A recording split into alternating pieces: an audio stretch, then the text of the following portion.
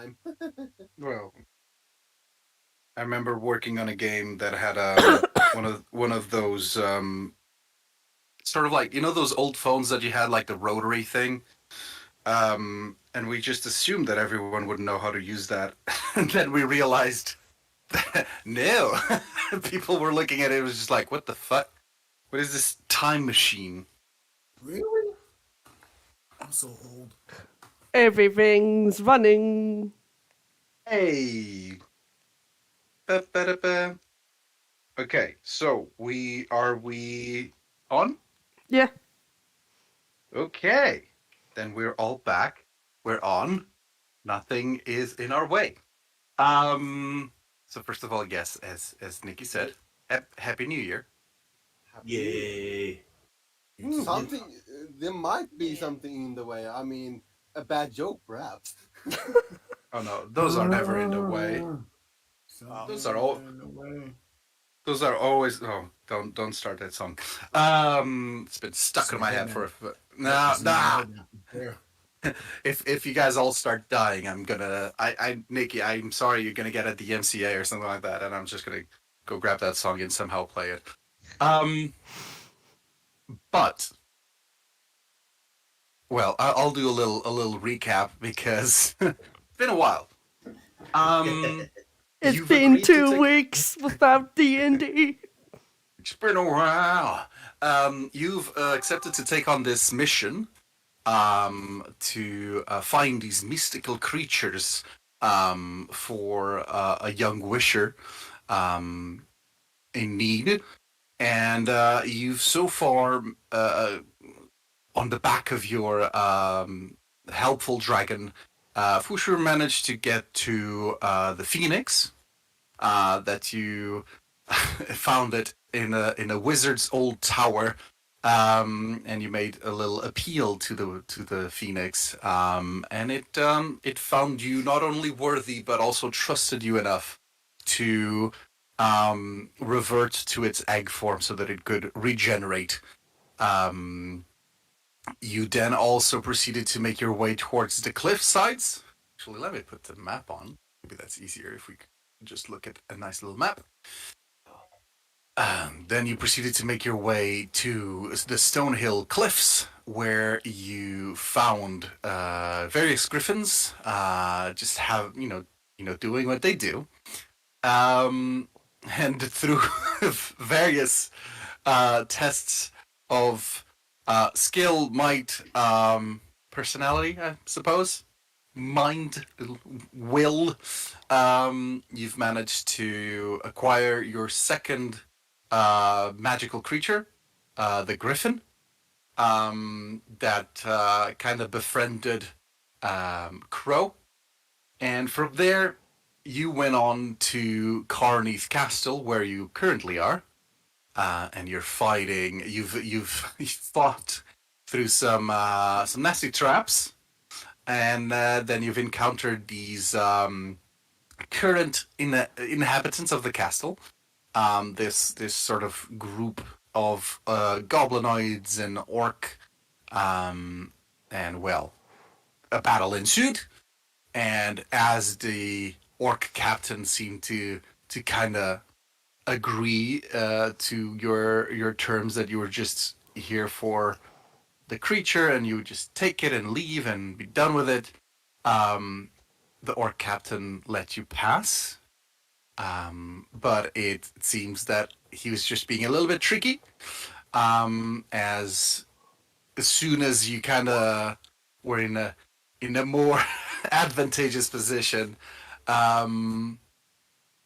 well, you saw, basically, that's where we resume our adventures, where you see them.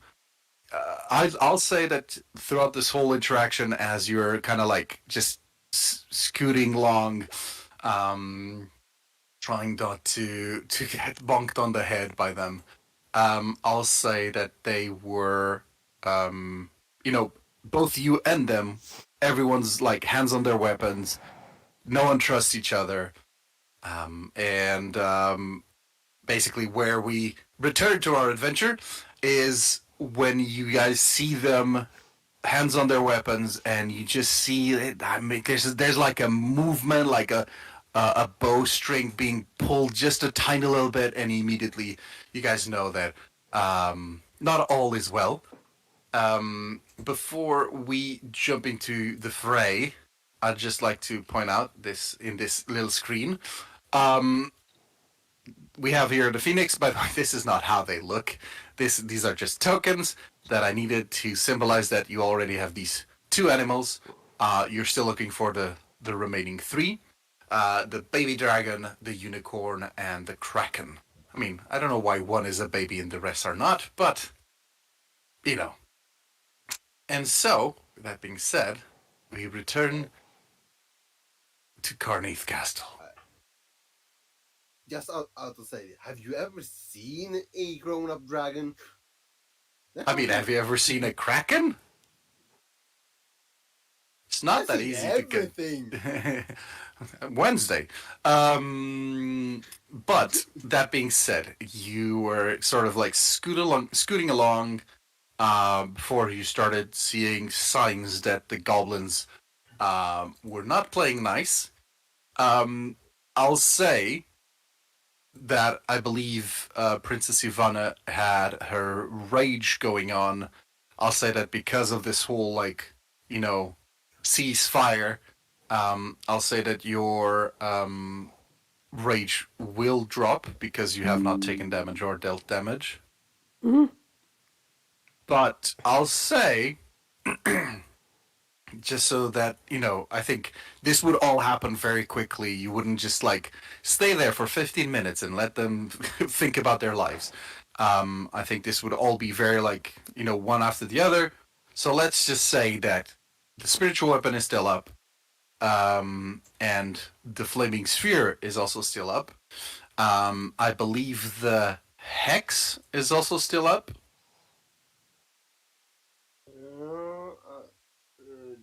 Yeah, this should be. I'll just double check the an hour thing. Yeah. The hex is still up.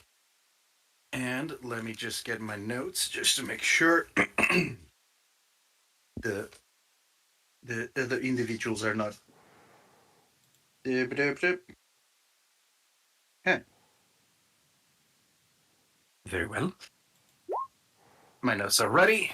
And so, with that being said, you see that, these creatures are getting prepared. I'll say that with that being said, we'll roll for initiative again as this all kind of just kicks off again.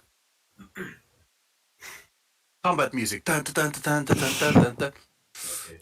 We click Very on well. the token first, right? Yeah, click on your token and click to roll initiative. Roll for combat. Roll for combat to do.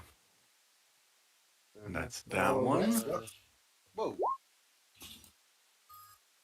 Okay, that's a good start of the year. Yeah. But I did press my token, but why didn't I go up to turn order? Must be because something out. Big orc boy, let's get your roll in as well. Apparently, This individual.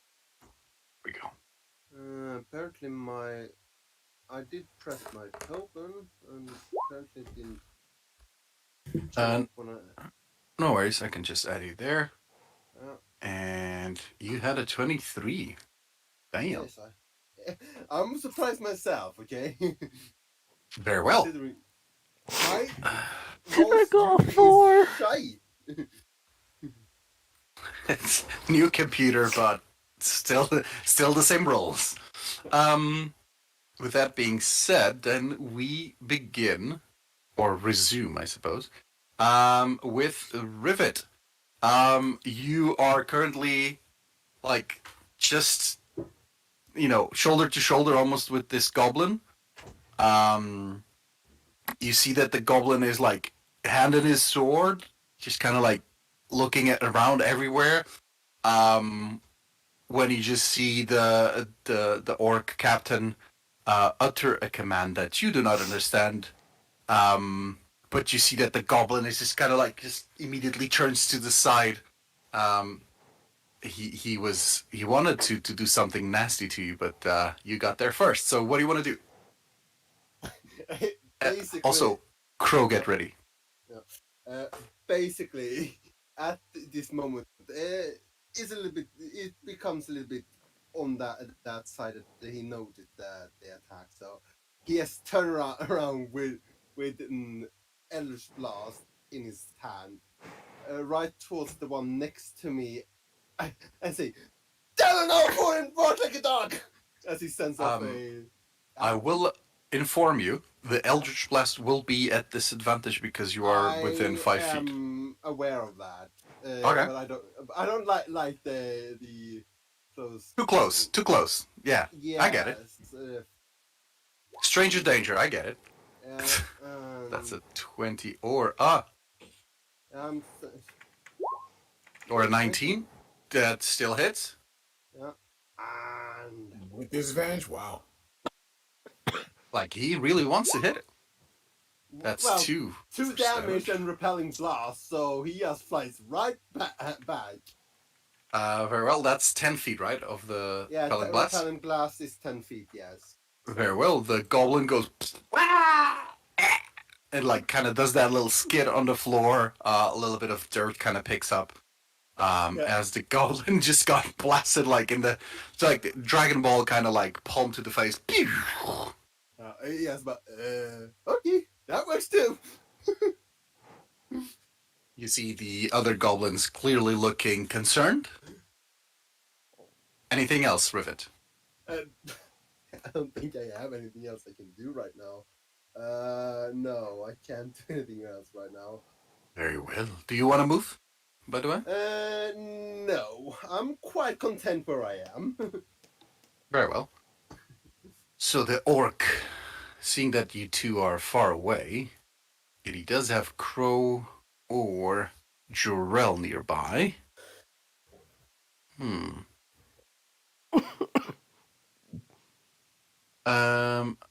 I'll say I'll roll a 1d3. 1 is for Crow, 2 or 3 is for Jorel because you have the flaming sphere up, and that has been annoying him.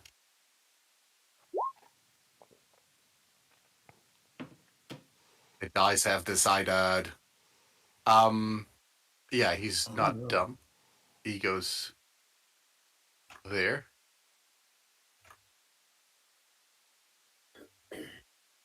Yeah, and yeah, sure, jumps there for a good old smackaroony on Jarrell. He, great axe in hand, just goes for like a downward downward chop, and that's an 19. Yeah, it hits. Really? What?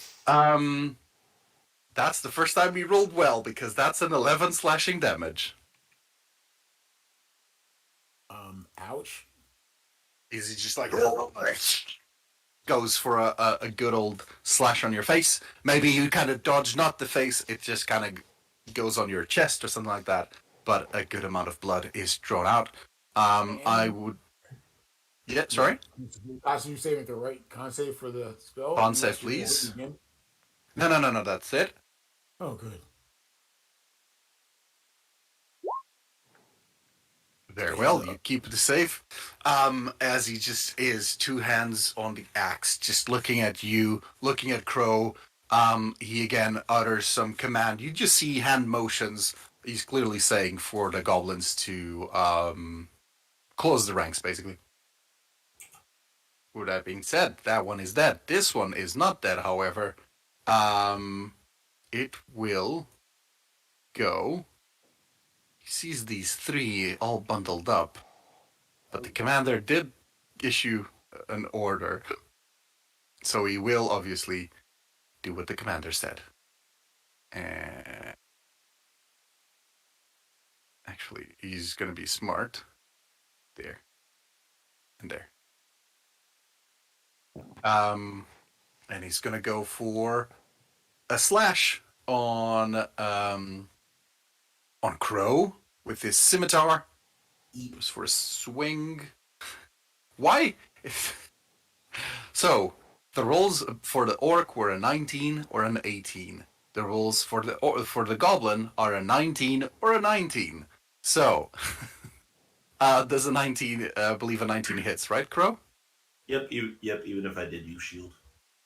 That is 6 slashing damage as this goblin just kind of like just scurries around very close to the floor and goes for a good little slash on your legs.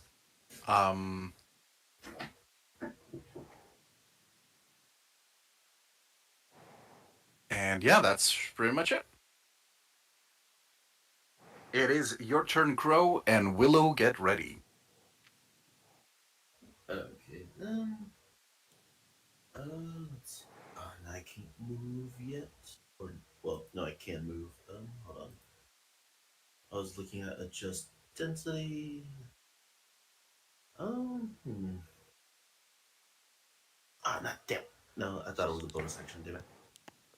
All right. So for the one in front of him, or the one that just attacked me, Mhm. I am going to go ahead and reach over towards them, and like his crow's hand, like arcane like electricity just starts to like conduct from it as he reaches over, as I'm about to use a shocking grasp on him.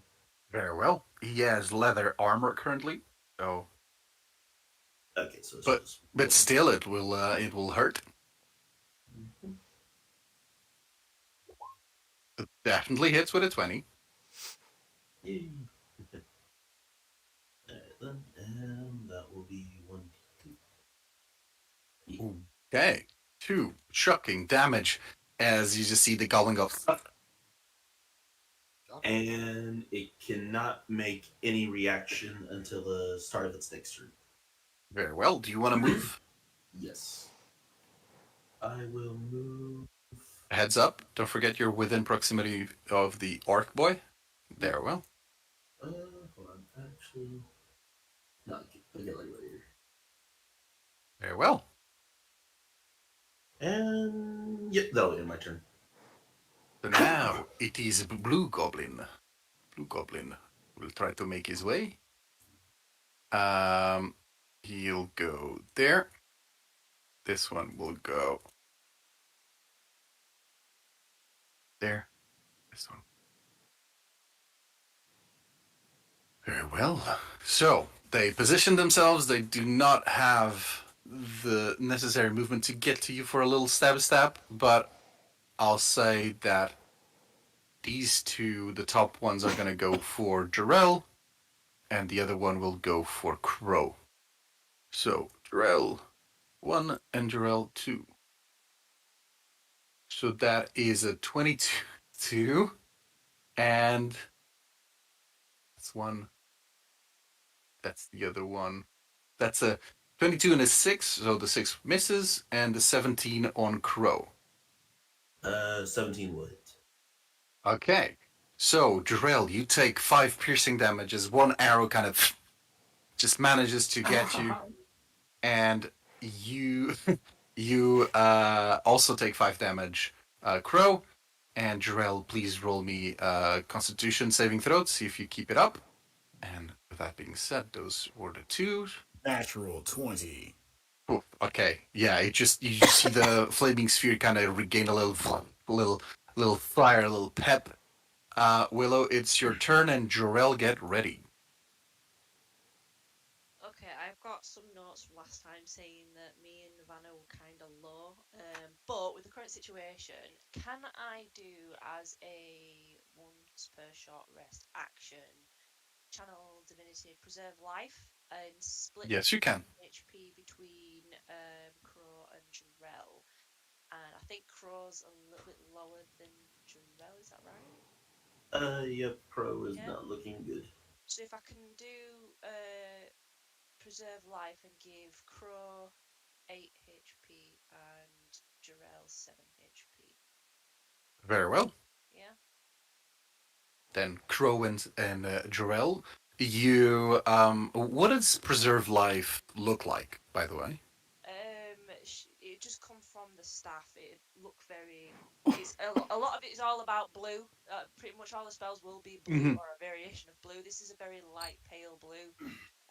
Comes from a staff, and it just looks like a very nice soothing kind of light. It feels very soothing when it hits you. Very well. You get a little soothing energy, just kind of regaining, giving you back 8 Like HP and 7 HP correspondingly. like a nice warm little shower. Oh, okay.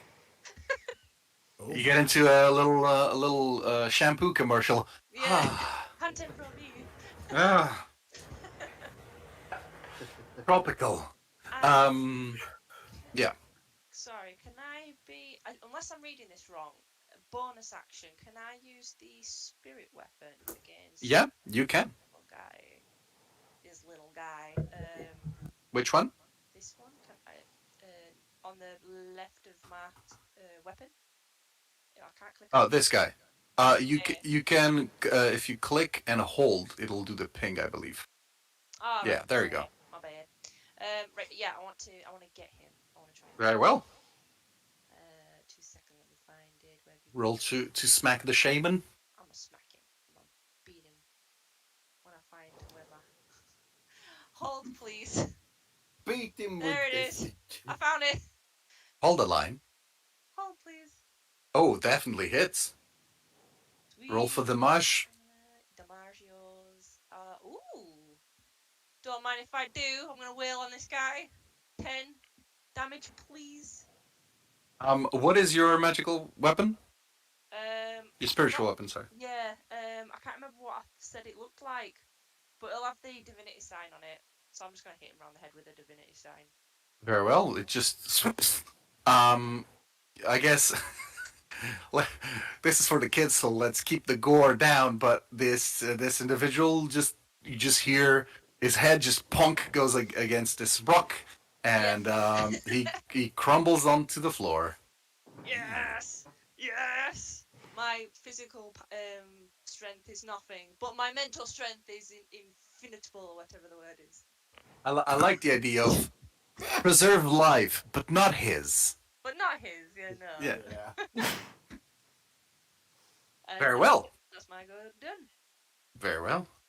Now it is this gobbo, and this gobbo will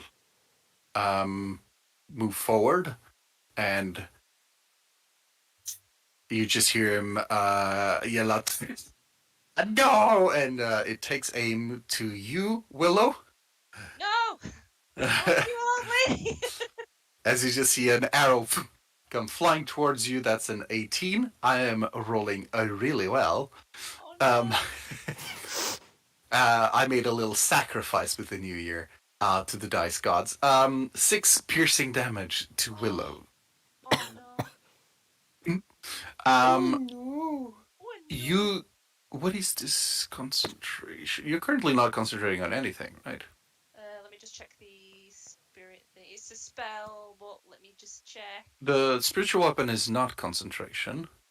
Maybe you were like a sanctuary or something like that, but No. anywho, so hit 6 damage to you, and after that, you just see the goblin enraged. Jarell, it is your turn, and while I have you, may I ask you, do you remember you got into a trap, right? Yeah, I did step on the trap. Do you remember where it was? Was it right next to you, right? No, I think I'm standing on it. Oh, I think I moved you when we started like talking about like okay the truce and like people started moving away. So yeah, okay. So this is a trap you stepped on. So let's just say I'm gonna put the little thingamajiggy saying that let's put the trap is the dead. I don't. Okay, god damn it. Sure, let's do this. Okay.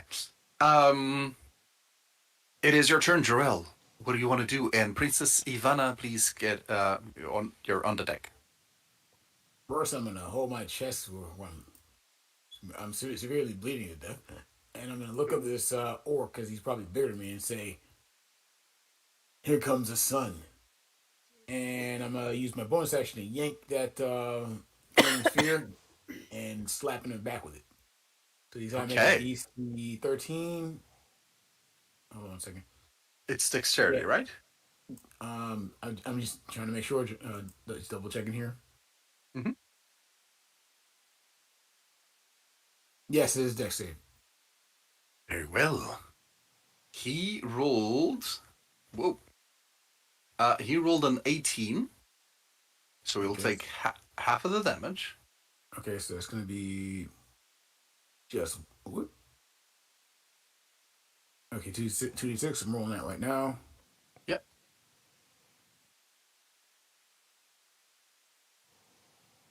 I don't know why that went off So twice. Should have been should be at 6. So he takes 3 points of damage. 3 points of damage. Very well.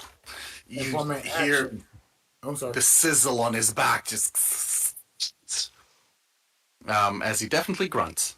What would you like to do as your action? I have a question for you, DM. Yes. Would I have seen a giant toad before?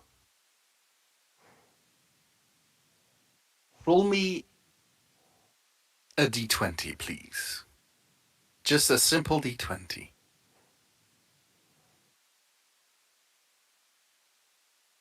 Yeah. Yeah. You Okay. remember your times here and you passed by the swamps and there's big ass toads there, yeah? All right. I'm going to use my action to wild shape into a giant toad. Okay. Yeah, Okay. it's time for druid stuff. Yeah. But sadly, that's the only action I can take right now. So you see him go and just expand and change into a giant toad. Ribbit. I'm gonna give you this. Because I don't have a token for a toad. Okay, works for me. Yeah, that's some nightmare fuel. Yeah. Okay, I can try to tint it if that helps. Ugh, no, even worse. What have I done? No, still bad. Never mind. Bad idea. Okay, I'm gonna put Jorel down here. I'm gonna put Toad Jorel over here. I believe you can control the toad now. Okay, cool. And Um, unfortunately, since I'm wild shaped, I think my I'm not that level of druid, so I think that my flame sphere goes away, or does it stay and but I can't do anything. I'm not sure how that works. I will look into that. Okay. But in the meantime, you are a toad. Okay. I mean, I say that, by the way, with the nicest of intention. No, it was self-inflicted, so it's totally fine. Okay. Self-toad. Very well. So that is the toad. Then it's that person who's dead, and then it's Princess Ivana. And Rivet, get ready. Yes. I would like to rage. Very well. You scream, I suppose? Oh yeah, I'm a wild magic thing. Oh, yes. Please roll on the table. Could I have used my movement before raging? Yeah, we can just say that as you start running, you start like, ah! Very well. You are flying. It's a D8. Yeah, you're there. Okay. Sorry, let me just do a thing. Oh, it's on to, okay. D8. What is it? 1. Shadowy tendrils lash around you. Each creature of your choice that you see within 30 feet of you must succeed on a Constitution saving Within throw. 30 feet of you. Yeah. Okay. It is everyone. Or every bad guy, if you want. Yeah, I'll go Good. for the bad guys. If they fail, they Okay. take 1d12 damage. For the bad 1d12 damage. Okay. Woof. Please roll the damage. And it's a con save? Yeah. Very well. Okay, so that is, let's say, the green one in front of you. That's an 11. And then there's the red one. That's a 5. Why am I rolling so bad now? Then it's the first blue, which is an 18. Then it's the other one, which is a 5, and then it's the other one, which is a 20. Okay, so they take half damage on a success? The DC is 11. Okay, and they take half damage on a success, right? Right. Ugh, okay. That's cool. Cool beans. Oh, and I forgot about the orc boy. Yeah. The orc boy did pass with a 13, so he takes half damage. Ivana, please describe what happens as you're running off and tendrils start sprouting from everywhere. The orc boy is still alive, by the way.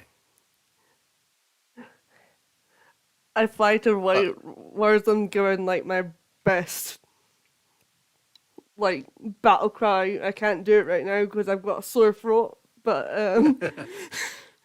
It's from all the raging. I get it. then you see like tendrils like start to explode from Ivana. Very well. Yeah. The tendrils just kind of like appear. Spectral tendrils, let's call them, so it's not very gruesome. And just kind of like just basically slap everything in its way. And 3 goblins just get smacked to hell. And just kind of do like a little pirouette as they fall on the floor and do not get up. Anything else, Ivana?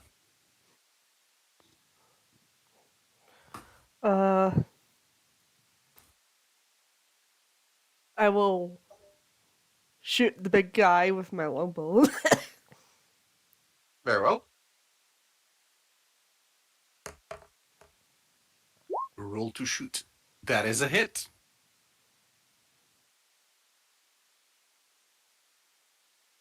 Well, 5 damage. You shoot it on let's say the knee, and you see that the orc boy is almost like he's using like the axe to kind of keep himself up. He's not faring well, let's just say. And as you see, especially you, Crow, and Jorel / Toad, there he's bleeding from every single place. Why he decided to stay? It's kind of hard to understand. I gave him a chance to leave. Yeah, you did. You did. Ivana, anything else? That's me. Cool. Rivet, it is your turn, and if we get there, Crow, get ready. Yeah, just double checking where my hex is. It's on him, right? Is it? Yes, it is. It is. Yeah. just for yeah, I'm gonna do a Eldritch Blast on him. Mhm. Let's see if I actually manage to hit him at all. Oh, 20. Well, definitely hits. Then we do the Eldritch Blast damage. Ooh, there you go. I'll say that you're lucky because Ivana is a tiny person. Yes, and That's then a 6 the damage. hex damage on the which 1d6. 11 total. Oof. And you push him, right? Yes, 10 feet. It's I'll say that you push him like here. It's good that the trap has already been activated, otherwise he would just be pushed over the trap. But yeah, he kind of like stumbles a bit, maybe even kind of goes a bit almost on the ground, and the goblin behind him just kind of keeps him up. Yeah. Um, Just for sight's sake, what you saw basically, Rivet just out as a genie, just takes up a big boxing glove and put a horseshoe in and just put it on a stake, just bam, pushing him back. Yeah. Back. the sort of the sound, the metallic sound resonates all over. Anything else, Rivet? No, that's it. Um, the orc is really concerned. Um, hmm.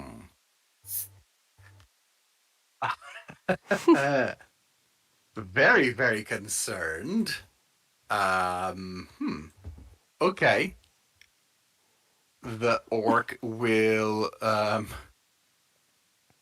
position himself a little bit better behind the massive toad and go for a slash on the toad. And that is a 21 Certainly hits. for 4 damage. And yes, in response to your question before, you do manage to keep concentration on anything you're concentrating, and you can technically use it because you're still, intelligent enough. But you do need to do a concentration check, please. Okay, concentration. Here it comes.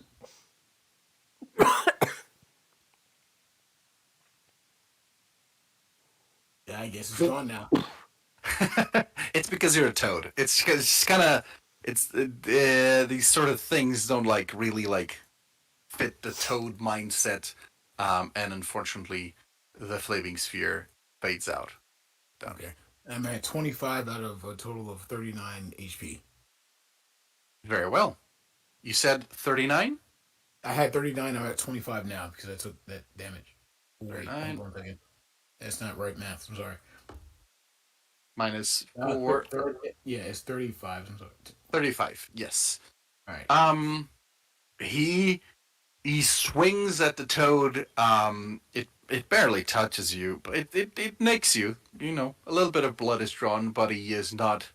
He's huffing. He is on his last legs. Goblin is dead. Those green ones are dead, so I can just remove them actually from the list. And now it's Crow. It is your turn, and Willow, get ready. Okay.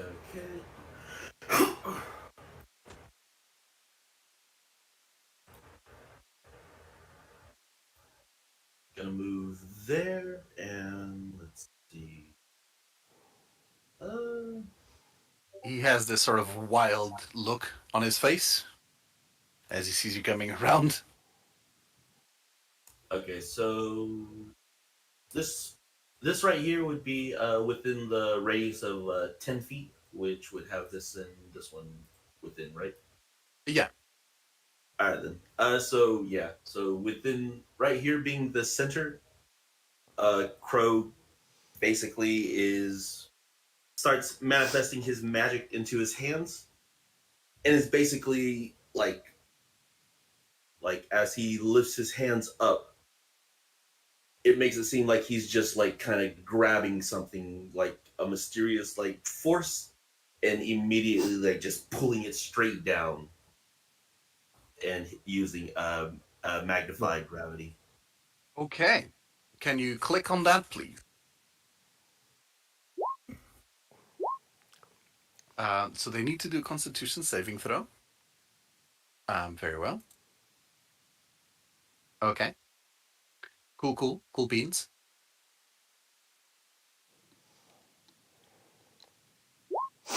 What does magnified gravity do? Sorry. Oh,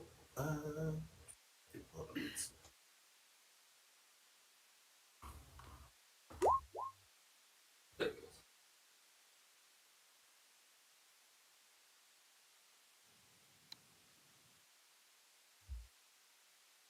Okay. So basically, gravity increases. Okay. Cool.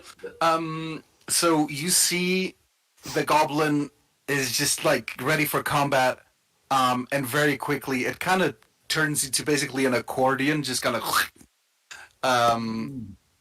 and and goes squish, and um, the orc is fighting it as much as it can.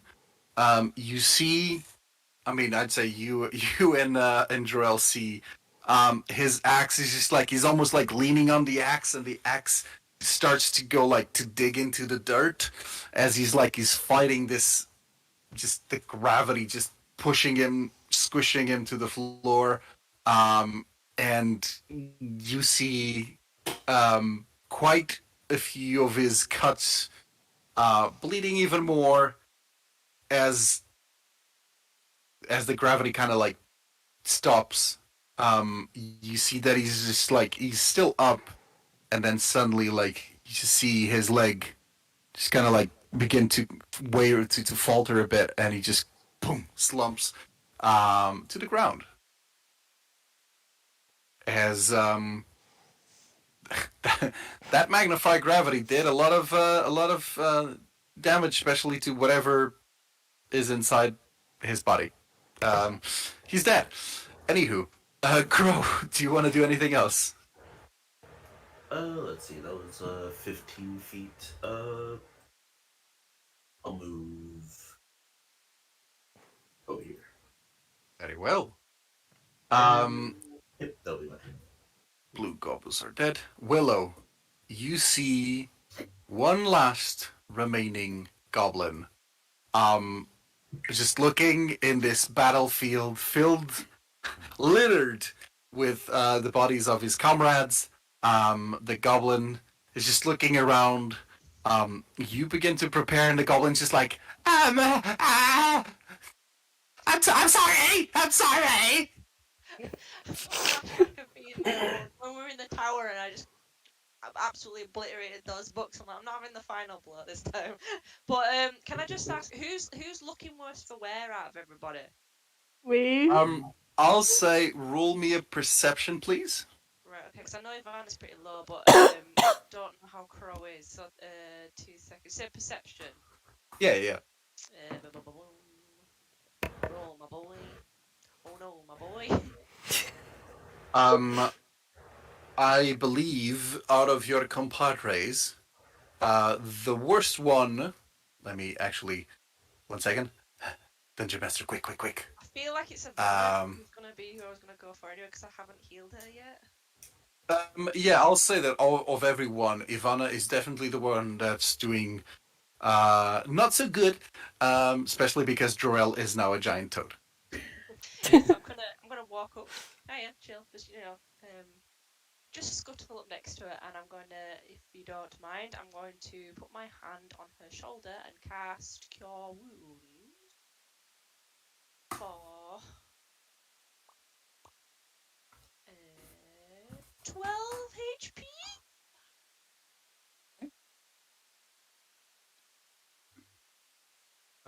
Is that with the pluses from your light cleric stuff? Oh, hang on a minute. Why is it doing it twice? Oh, maybe it does it automatically. Sorry, I'm not. I've clicked cast and then I've clicked the little thing. So yeah, okay. it's 9. Sorry, not 12. 9. I apologise for the false hope there. It's 9. You can have Aww. I'm so sorry. Let me just check something real quick. Don't mind me. I'm just going through your character sheet. No problem. You also, because you are a life cleric, Eels. you do a cool, neat little thing, which is Disciple of Life. Disciple life, which is a very neat skill actually. So basically, your spell heals an additional 2 plus the spell's level, so plus 3. Alright, So yeah, you do indeed heal 12. Oh, never mind. I don't. I take it back. I absolutely am a god. Never mind. You can have 12. Very well. You heal Ivana for 12. What do you want to do next? I really don't want to be responsible for any more dead people, so I'm just going to finish my turn there. Oh no! Oh yeah. I'm finishing my turn there. Okay. Goblin's turn. I'm gonna make a little roll.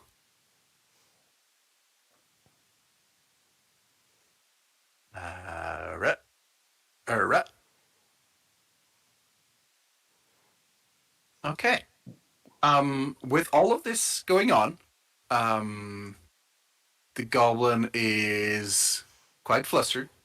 A lot of dead bodies. He does not want to be yet another. The goblin is just looking around, just like,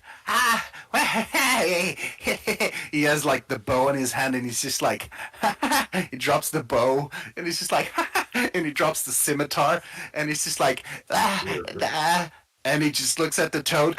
Nice frog, nice.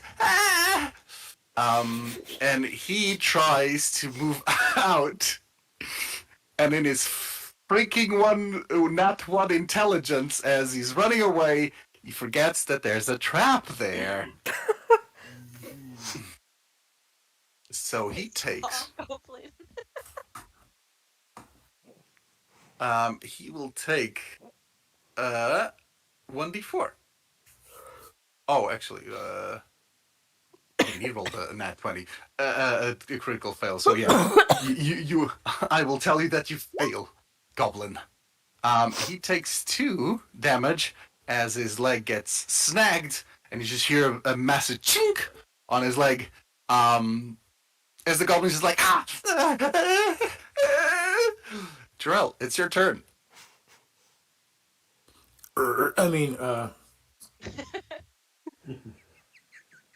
He's within 20 from me, so I'll just move over to where he is. Okay. Just Actually, no, I can't get close enough to him, so I'm just gonna... I'll allow you to get close enough, Alright, since he's the last one. I'll just roll over here, and I'll roll my attack. Very well. Which one? Let's see. It's gonna be +4, so I'm gonna roll it straight d20 here. Actually, I need to check hunting drop. So it's gonna be a d20 +4 here. So does 16 hit him? 16 definitely hits him. Okay, I need him to make a DC 13 grapple check, please. Okay.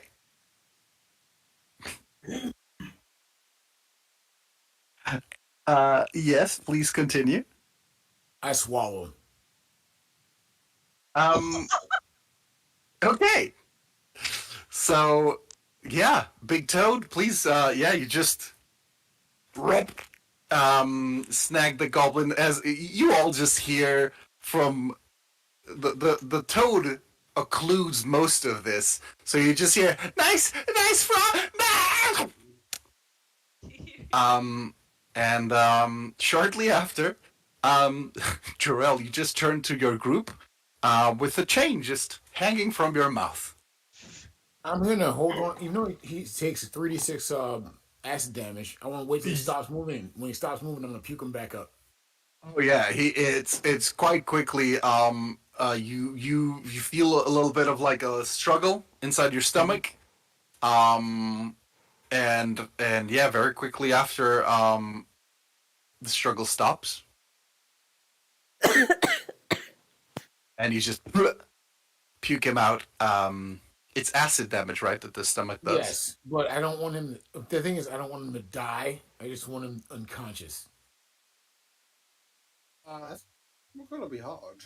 I'll say that it's gonna be impossible for you to control how much damage the acid does. Okay, If cool. we could have, do you want to go back so that he lives? Yeah, sure. Okay, so I'll say that you kind of just chomp him, but because you are in I'd say, like, if this is polymorph, I'd say you probably wouldn't have enough control to decide this. but because it's wild shape, you're in full control, Right. and you just want to kind of incapacitate it. Yes. Yeah, sure. You kind of chomp on it, um, just enough, and then immediately spit him out, as he is on the floor. I'm just Please gonna roll look the. for it. Actually, please roll the damage first, Okay. Well, hold on, let me just- because goblins do not have a lot of HP.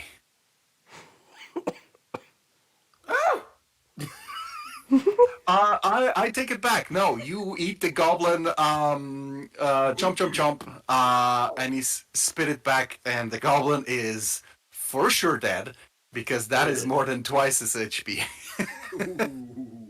Dead by frog. You kind of just look at the frog, you kind of maybe push it a little bit with your nose, and he's like, damn it. Oops.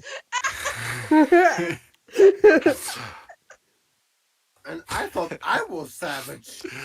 The toad just looks at you all as like it does a bit of a shrug and at the same time burps. Burp.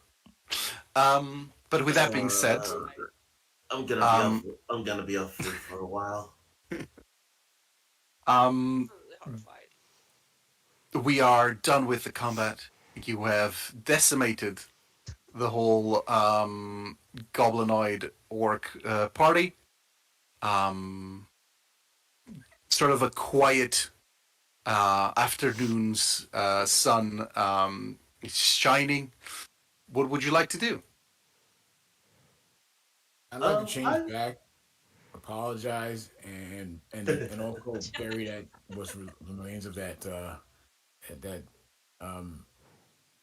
goblin, because I was really not intending to do that. And yeah, Jarrell's pretty shook up about the whole thing. I think I'll help you there. I'll help you bury the little goblin that you murdered in Cobble. That you murdered.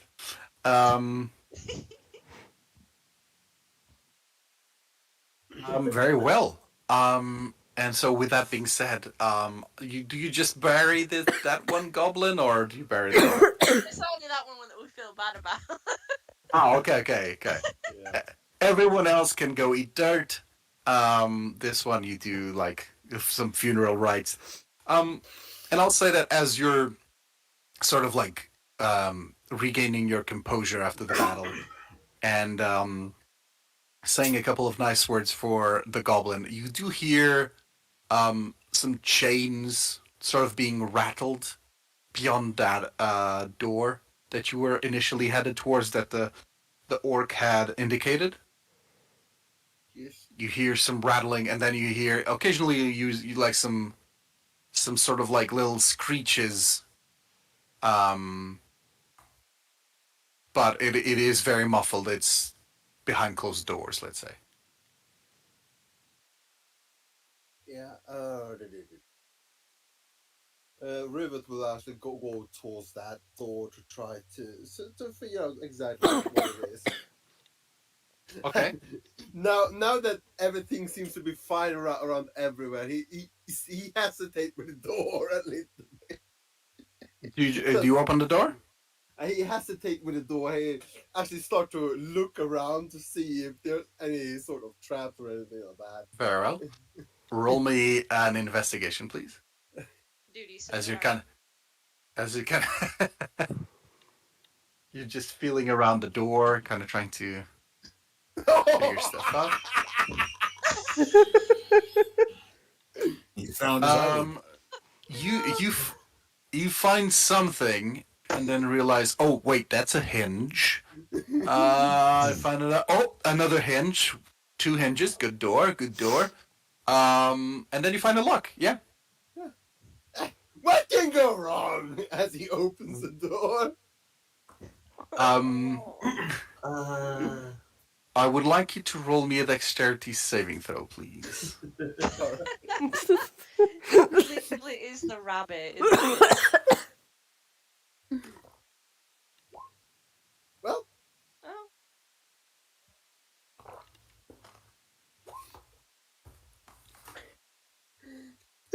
Um, Wow.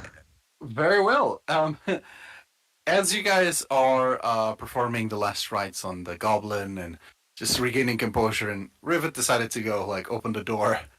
Imagine like you're just in this little courtyard, and suddenly there's just like a kaboom that happens off in the distance, and there's like a bunch of smoke coming out. Uh, Rivet, you take half of 17, which is, let's say 9, Yeah. just to round it up. You take Zero looks 9 fire damage. Oh, Dro fine. looks up to the next person and I says, starts doing the head cop, saying, "Where's Rivet?" I should need to check something considering I am a fire genie. Oh, you're an Ifriti one. Once you no, I don't think I think it's have. only at 6th level, I think. So I take the full damage. But I'll say that, with that being said, the explosion goes off. Rivet, would you go back to your colleagues to notify them that you found a room, or do you just keep going? I actually I turned back. It's just, basically, so everyone can see him. A Yes. scorch rivet. Oh. Yeah, Yeah. basically black. His front is completely black. Yeah, the little tuft, the little bunny butt that Rivet has is just like there's a bit of a flame still like smoking. Yeah. I found a room. And something that exploded. I'm just Was going to that tell really everybody fun? and be like, why did we bring this liability with us? That's his purpose. He goes ahead and just, he makes sure the coast is clear. Somebody needs to supervise this child. Crow, you see Crow raise his hand and goes, "Not it." You know, Grove next, not it. like those like harnesses you can put on like toddlers to stop them running away. We need to find something like that in the D&D world. Well, considering that Rivet is a small creature by default. With that being said, you guys, just to speed it along, if you don't mind, you all kind of maybe Willow kind of pats you down a little bit. Your areas that might still be on fire, and you proceed to head into the room. This is 1 second, 1 second. So you head into the room. This seems to be the royal audience chamber, where similarly to the other rooms before, everything is very dilapidated, falling apart. The walls are, there's vines growing everywhere. There's the tapestries are all tattered. The roof is barely there. You see that possibly the roof, something crashed through the roof, and whatever used to be like this sort of like the seats, a table, some chairs, and some nice chairs, have now all been sort of destroyed and put aside. And in the middle of the room, you find a tiny creature just kind of like, it's curled up, but it's these two sort of like big yellow eyes are just peeking over the sort of its own body, and it's just kind of like looking your way as you start entering the room. You see that it's curled up on top of a pile of small a small collection of things. Most of it seems to be like useless things. Mostly like bits of broken swords and small chunks of copper, plates that have been like broken apart and all that. So it seems to have made a little hoard for itself of useless things, but possibly things that it finds interesting. And you also see that there are two chains hanging from, like, one from the middle of the body of the creature and one from the neck. Both of them just kind of just anchored down onto the floor. Right. The eyes are just straight on you guys. No pressure at all. Are you gonna go in, say hello in the Yeah. tiniest, sweetest, lowest voice? No loud noises, just calm. Basically, Rivet feels at the moment, and Keep Rivet out of the room. yeah, keep me Rivet out of the room. outside. We're outside. It just feels like Rivet is about to speak in everyone in the party. Shh, be quiet. But, all right. Um, you all say "be quiet" to Rivet as maybe someone puts out a tiny bit of flame that someone that Willow maybe missed. The you I can tell you. I mean, yeah, the room is quite quiet. You definitely hear a little chuckle, a little snicker as you just hear the the apparently the dragon just laughing at uh, well, the fact that Rivet is on fire. What happens if I start to move towards it? Will it do anything? So if I just start slowly moving toward it and be like, "Hey, It's little guy," the sort of the head is kind of hunched and it's just kind of like looking at you, kind of following you with his eyes. But he's just like curled up in a tiny little ball. oh, hey, tiny little thing, we're not gonna hurt you. Come here, come on out, come to us. Don't make us come to you. Roll me Oh no! a persuasion check, please. Oh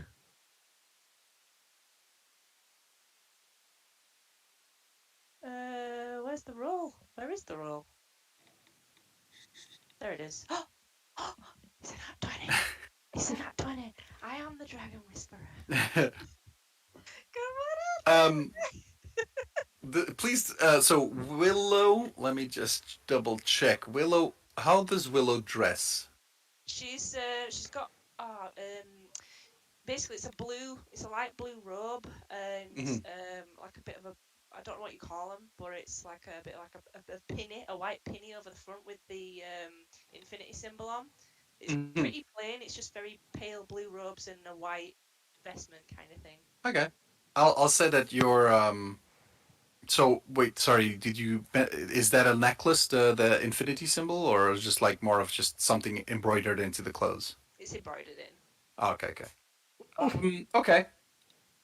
The creature, yeah, just kind of looks at you as you're approaching, and you're talking softly to it, and I'll say that maybe Willow has some necklace or some earrings or something like that, something shiny that the creature kind of like just perks up. Imagine like How to Train Your Dragon kind of thing. It's just kind of like I do have my staff. My staff, like the crystal on top of my staff's kind of shiny. okay, yeah. I'll say Yeah. sure. I'll say that the Shiny. crystal on the staff it kind of like perks up. You see that it as it perks up, it has a very long neck, and a big head and a mouth filled with teeth. It is a bit cute. Um, it is definitely baby. It is definitely a very young dragon. Seems to be like the body does not seem to have a specific color to it. It seems to be very dulled out, but you do definitely see what seem to be scales of what could eventually be a golden dragon. Can I? Because um, it's not 20. Can I like use my staff to like? mesmerizing. They're like, yes. Oh no, definitely. The dragon at this point kind of Wild perked up. tangent. It's just Going back looking to at the crystal, kind of following it with its eyes, and it definitely like sort of like unfurls and does like a big dog stretch kind of thing, You're like, and yes, no.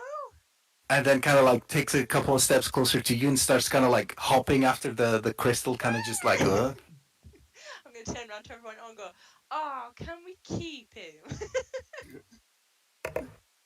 Would it be a And, history check to remember or to know what if Crow would know about golden dragons? Anyone that wants to do some check regarding dragons, I would either allow a history check or, let's say, let's go with Arcana. Why not? Or nature. You know. Ow. Okay. Nature check Okay. on 15. Oh, I'll go history. I'll go history myself. Very well. No. As you're all looking, well, very like everyone's getting the same roles as the other one. Willow, as you're sort of like looking at the group, and the group is kind of just thinking about it a little bit. The dragon is definitely like kind of hopping a little bit, trying to get to the crystal. It's not like aggressive or anything like that. It's very playful. You and Jarell know about dragons in a sort of a general sense. There are, good dragons, bad dragons.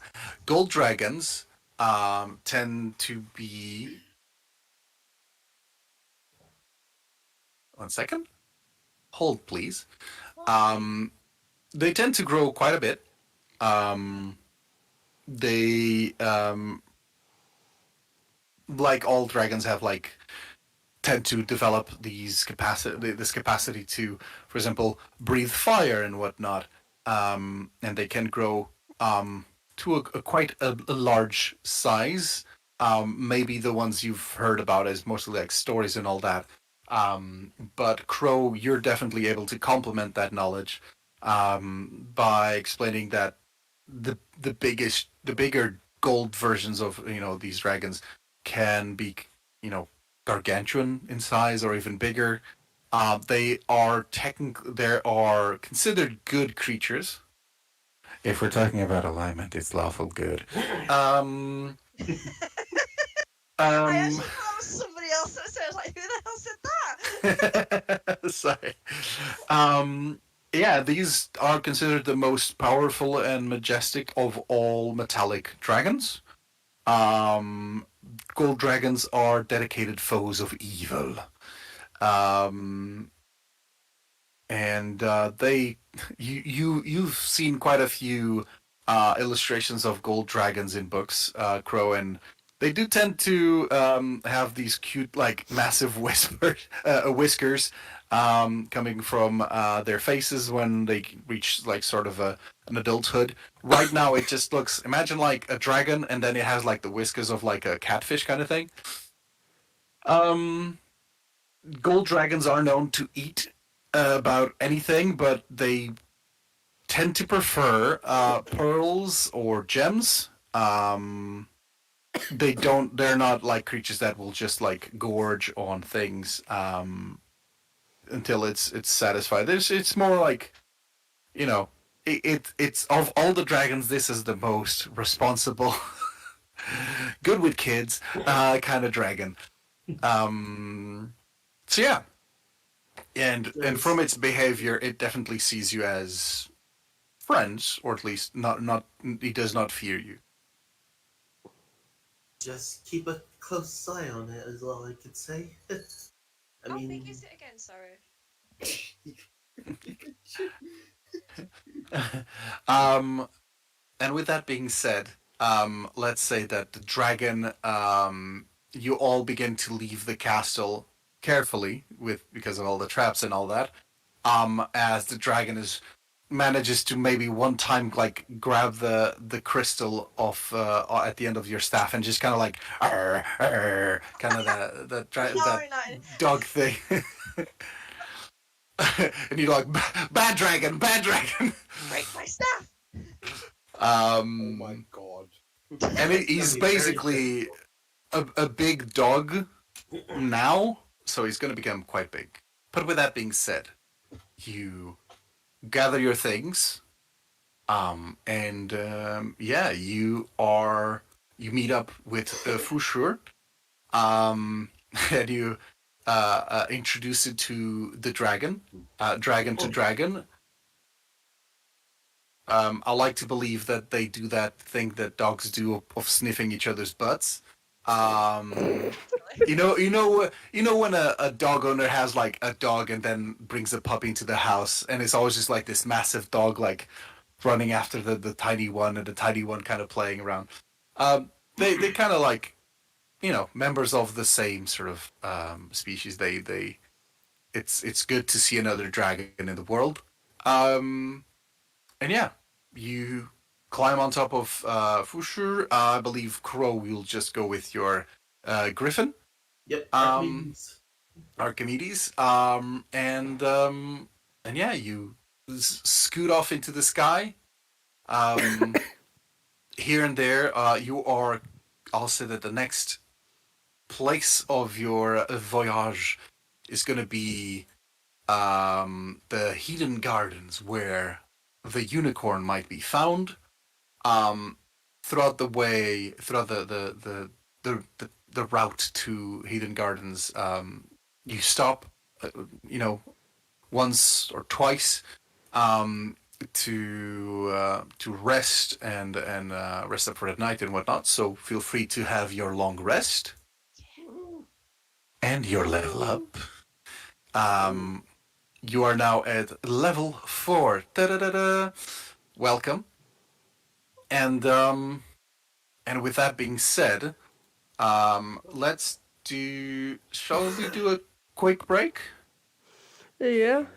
Yeah, sure. Yeah? Sure. Cool. Let's do a quick 5-10 minute break, and we'll be right back to see how the unicorn does. Okay? Okay. Cool. Sure. Okay. See you soon, guys. Sweet. No problem. Ciao. Bye.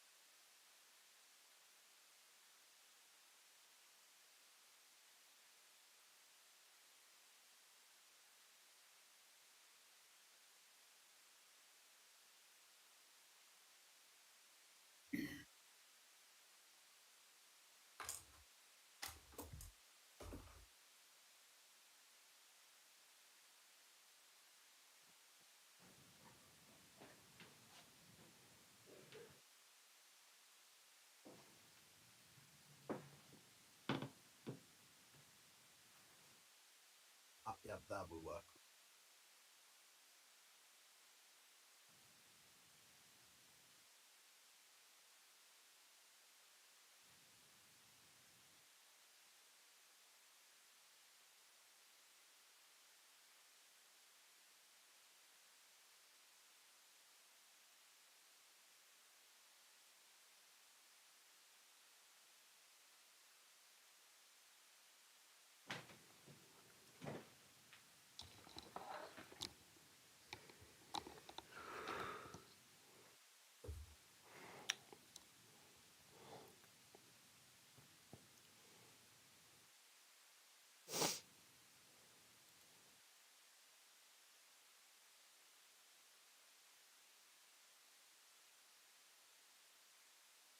Question if anybody's there. I'm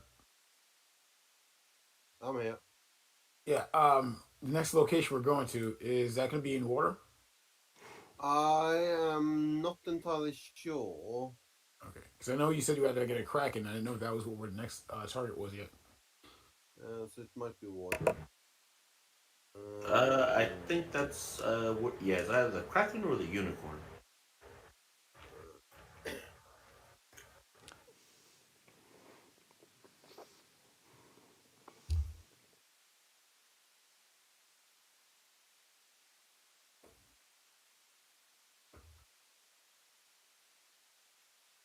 So we're head over to Hayden Gardens, right? So yeah, that's probably gonna. It's probably gonna be where we're gonna look for a unicorn. I think. Yeah, the unicorn.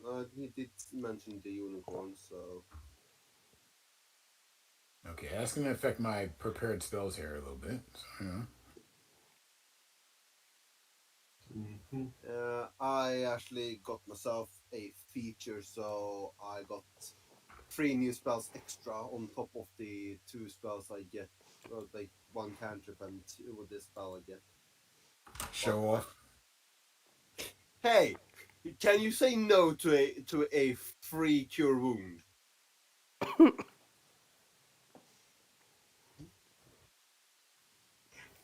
That one, that one. Mwah. No, but that spell now just give it plus.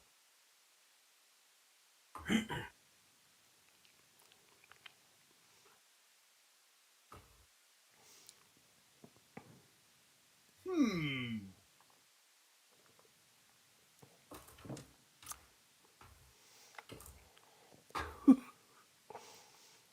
I could do that, but do I even have? You are too much cat. Do I even have one? Nope.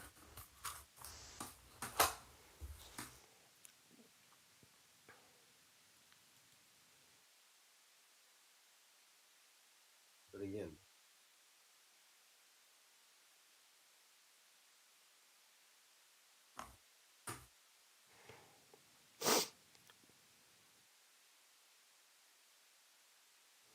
no, you can't do that.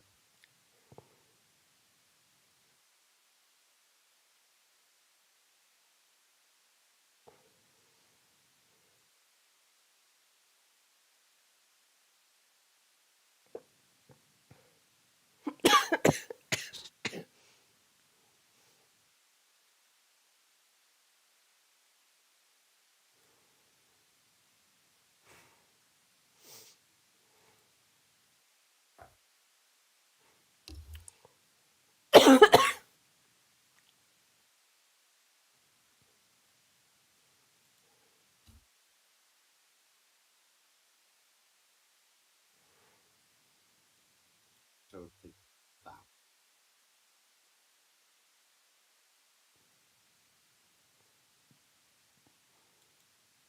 Now I'm set again.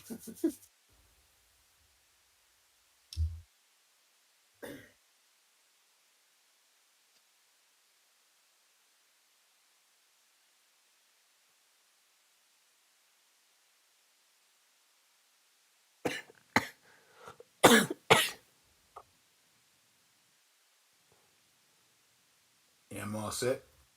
Yeah. But yeah, I'll be right back. I'm just gonna run to the restroom. I'll be right back. Mhm.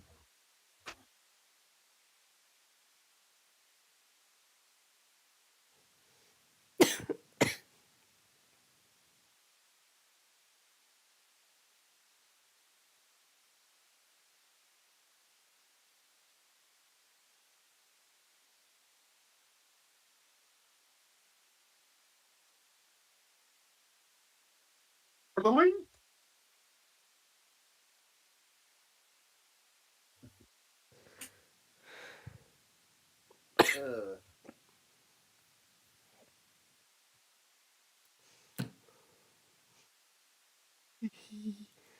I'm gonna have fun with this. oh, I just realized something. One of the cantrips I just took might be a little bit too late for, actually. Okay. Now. We're all back. I'm now a barbarian. Well, I know, considering that everything Rivet did in that castle, this cantrip would have been perfect to actually keep him safe. I think Rivet needs to go into Barbarian just so that he can have danger sense. Yes. Where's the fun in that? That is true. That is true. You're gonna love me. I'm a barbarian now. Ah. Oh. Okay. Oh, nah, I Um. yeah. Do we want to? First of all, are we back on Nikki? Yeah. Cool. Are we all back? I believe Jorel is the Yeah. only one that is currently muted. He needed to go to the bathroom. Oh, okay. Uh, Um. In the meantime, I mean, I guess let's I think we should discuss level 4 and what does that mean for each of you. Just briefly. Let's start with Rivet. more shenanigans. That's what it means. Uh, I mean, So following that, I took a feature instead of increasing my stat. okay, Getting the magic initiate by walking the bard using the bard magic okay, initiate. I got okay, the cure wound spell okay, that for that, and following two you know where it have two spells on that cantrip. We have vicious mockery and mage hand. yeah, Shenanigans. that would have been helpful, definitely. Yes, I know. Which makes it so much fun. But on these two spells, the one cantrip and the one spell that I get for my regular warlock things, I took the spell Misty Step and the cantrip Ray of Frost. Okay, very well. Give me just 1 second, guys.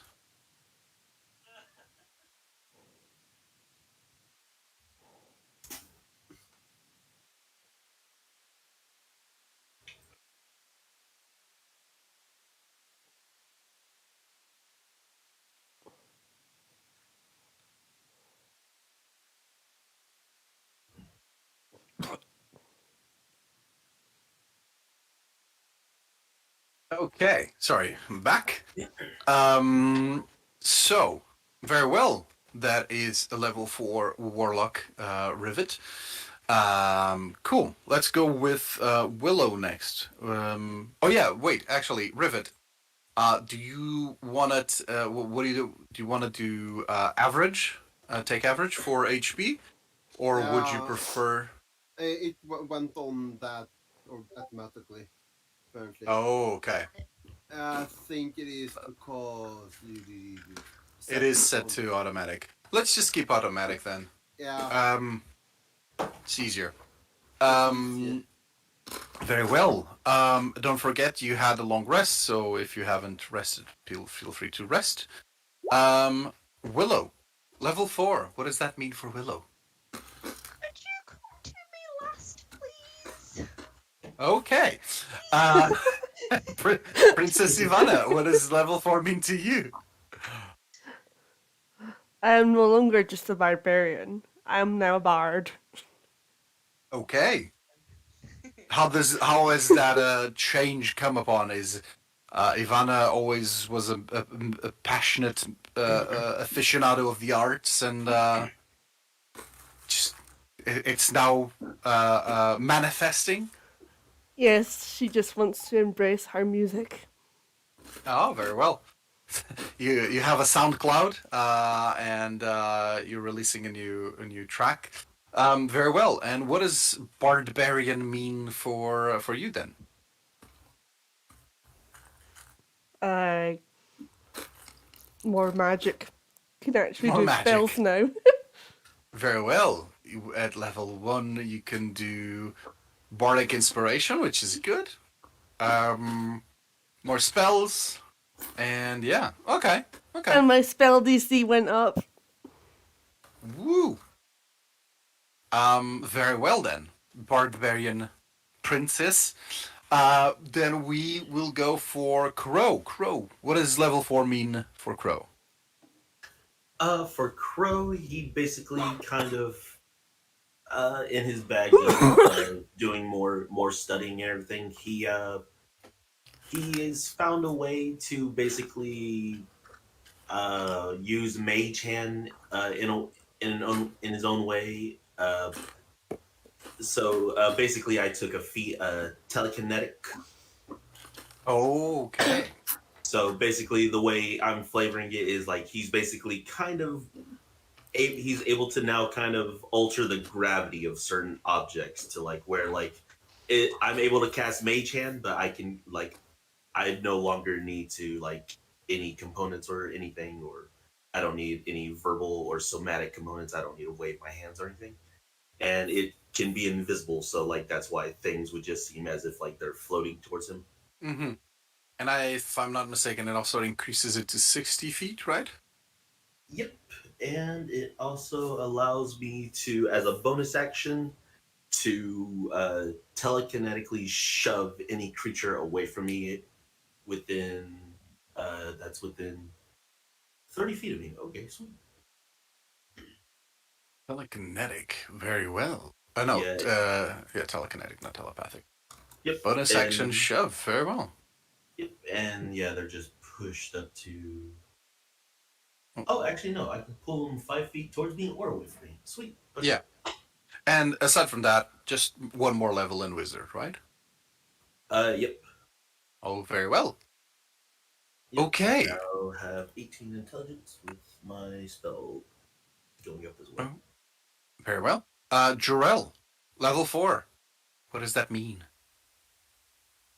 Well, meditating and studying at the same time, of course, because he multitasks very well. Mm-hmm. Understanding how the universe works and how different forms of energy are actually correlated, and also being in proximity to our barbarian princess here, Jiro was able to unlock more of those secrets of the universe, and in such, he was able to find himself not just very good at what's called meta magic, but also become adept at meta magic and become a meta magic adept. So now I have sorcery points that allow me to do certain things like transmute certain spells and also twin spells if necessary. Okay. Very well. So it's one more level in druid, if I'm not Yes, mistaken, yes, it and the is. meta magic feat. Very well. Okay. Look forward to seeing what does that imply for me. And now, last but not least, Willow. What does level 4 mean? I I'm still trying to keep in mind that her character really probably wouldn't invest in any kind of like attack spells. Even though I really want to go with some attack spells, I'm trying to keep it on like just the buffing and healing and whatnot. So in that on that point, I have taken Word of Radiance that does do some damage, but it's a cantrip, so I don't have to worry about it. Okay. But I've also taken Sanctuary spell as well. Okay. I just want to focus on. I want to keep sort of like a kind of a specialist in healing and buffing, not really damaging. Absolutely, the rest of the team has got no problems dealing that. dealing with that side of it. Yeah. Well, I'll let the children do all the damage, and I'll just clean up the mess after. just I mean, admit it. You will want to have enough healing so you can heal Rivet. No. Well, this is it. I was kind of taking into consideration like there's Rivet. There's gonna be an instance. There's gonna be multiple instances where he's just gonna set some off, and he's gonna need something. And if there was like a cantrip or a spell just to babysit, if there was a babysit cantrip, I'd probably take that.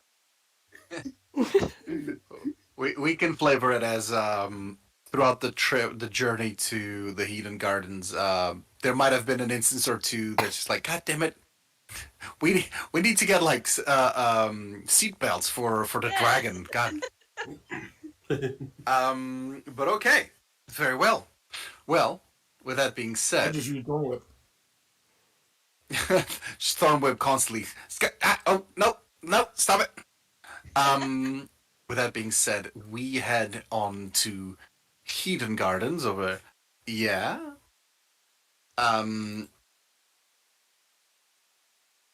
As you, you are on top of Fushur, the large and furry dragon. He's explaining a little bit of the location so that you understand what you might be finding. And I will not do Fushur's voice because it's late. But it is said that Heathen Gardens used to be the most magnificent gardens in all of Noxterne. Noxterne, weird name. Anyone who saw their beauty firsthand would surely agree of its splendor.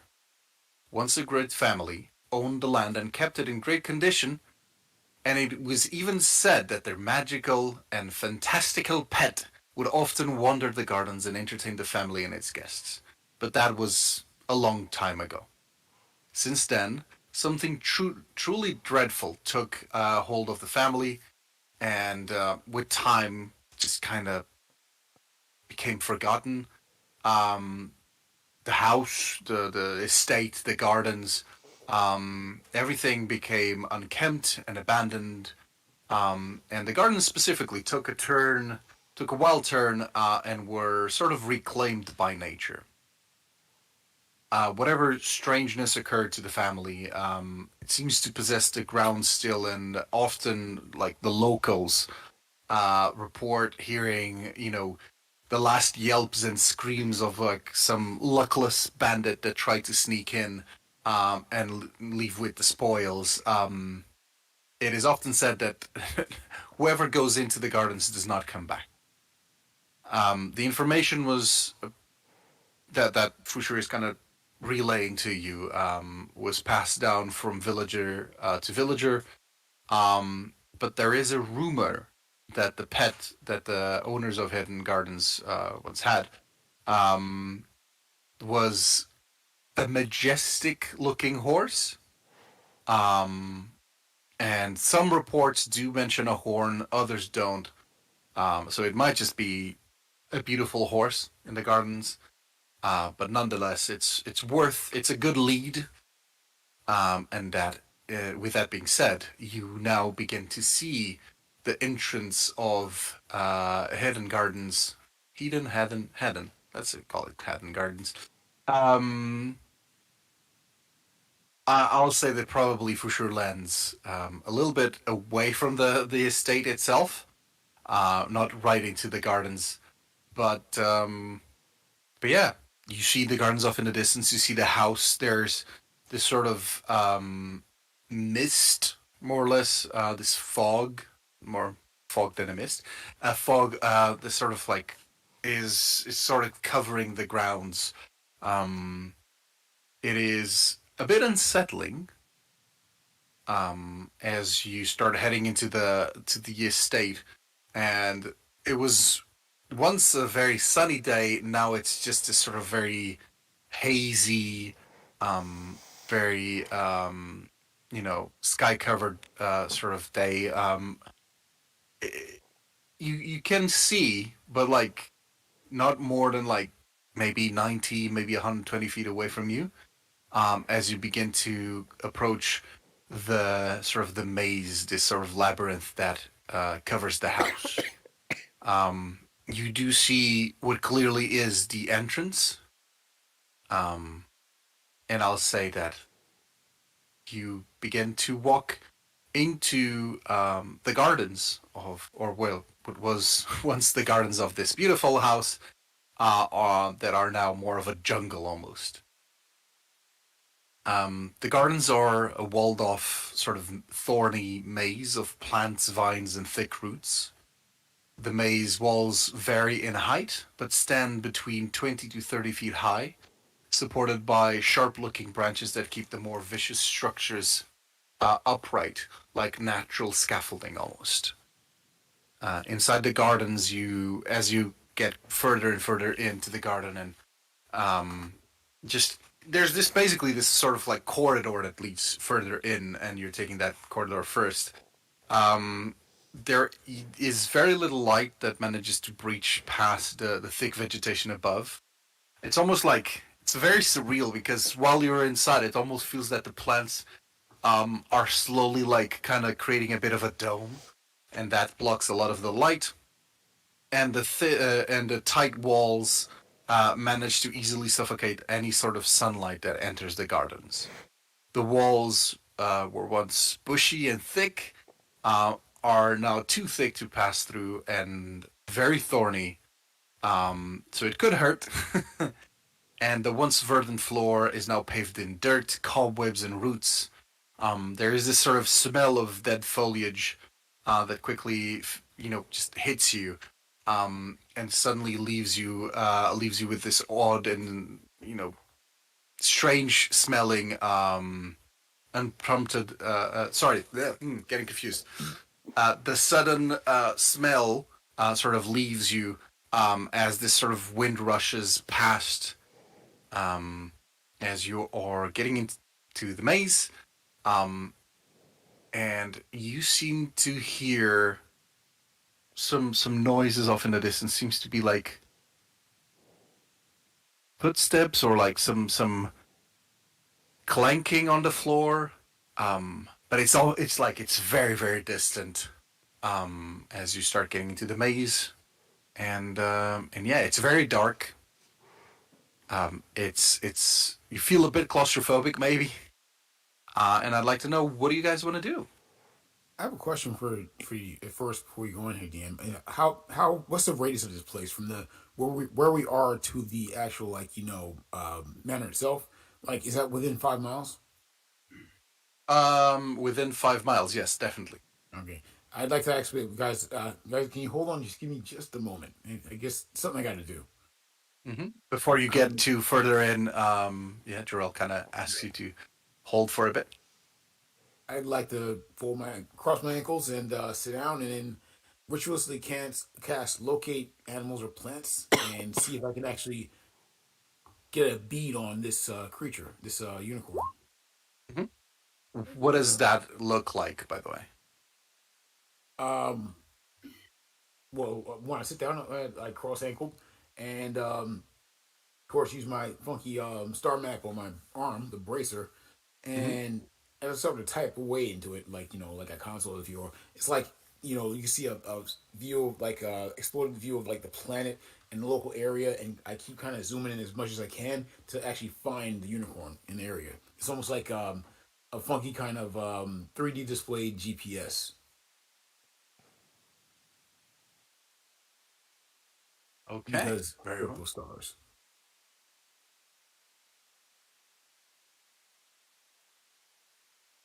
Okay. So yeah, you begin to zoom in, and it is very strange, because as you sort of like, it's almost like as you're almost pinpointing it on a point in space almost, suddenly it's gone. And then you kind of like your vision is kind of dragged off into a different area, and it's almost, that thing of like when you have this sort of sensation that something is looking at you, or something is there, and you kind of look at it, and it's gone, and that is pretty much it. It feels like whatever you're trying to look into, or kind of spy into, seems to have at least a degree of knowledge or senses something and quickly moves. One thing that you do note is that whatever it is, or I guess you know it's a unicorn, you're looking for a unicorn. Um, it moves very fast, almost too fast. It's almost like it suddenly is not there and then appears at a different point. It's almost it feels like a teleportation or something like that. But there's definitely a unicorn here.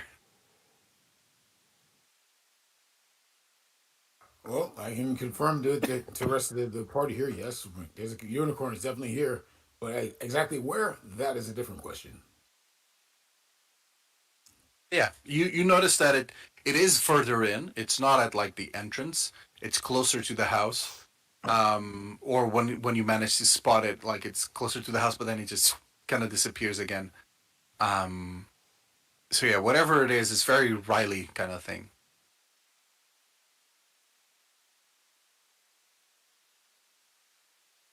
With that being said, what would you guys like to do? I'm, whoever's going to go in first, I'm gonna cast resistance on them. Okay. I know I for a think we're all fact. just looking. I think we're all looking at Rivet. I'm pretty sure. Yeah, the canary. Huh? So I'm Rivet. just gonna pat. So, for some reason, everyone's kind of like gently just nudging you forward. I'm gonna pat the. No, I wouldn't do that. I wouldn't do that. Those that's not too bad. I thought you didn't want me to do stupid shit. Not only when we don't know about it, that's all.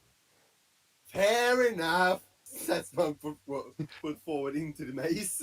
Right, before you Almost go, like- I am now just gonna put my hand on your back and go, just in case, and then my hand's just gonna go slightly blue, and then I'm just gonna go, okay, off you go. But take it slow.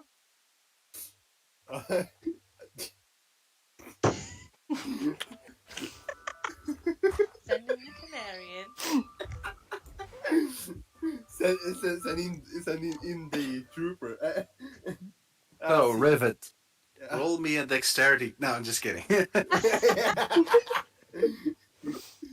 All is well. Rivet, yeah, you begin to take these sort of like very careful steps forward as you kind of look back once in a while and you see your friends just like, go on, Maybe. go on. You can do it. After some time, he does this a little bit over and over. He just takes he just loses his patience and he just starts to walk right in, not caring Like- for the world. Yeah, why are these like guys just being so like scaredy cats? Like, ugh. It's just a horse. And yeah, you begin to walk forward with a little bit more confidence.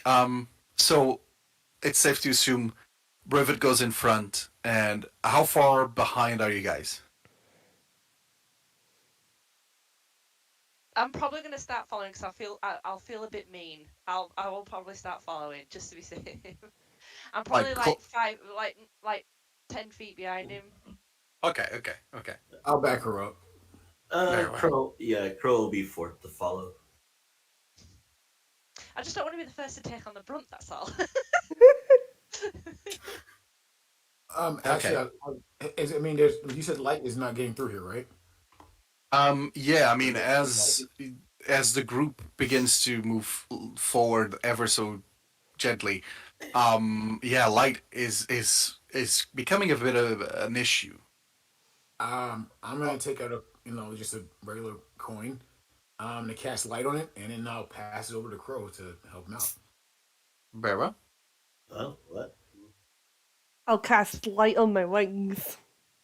Sure, I'll allow it. I can see.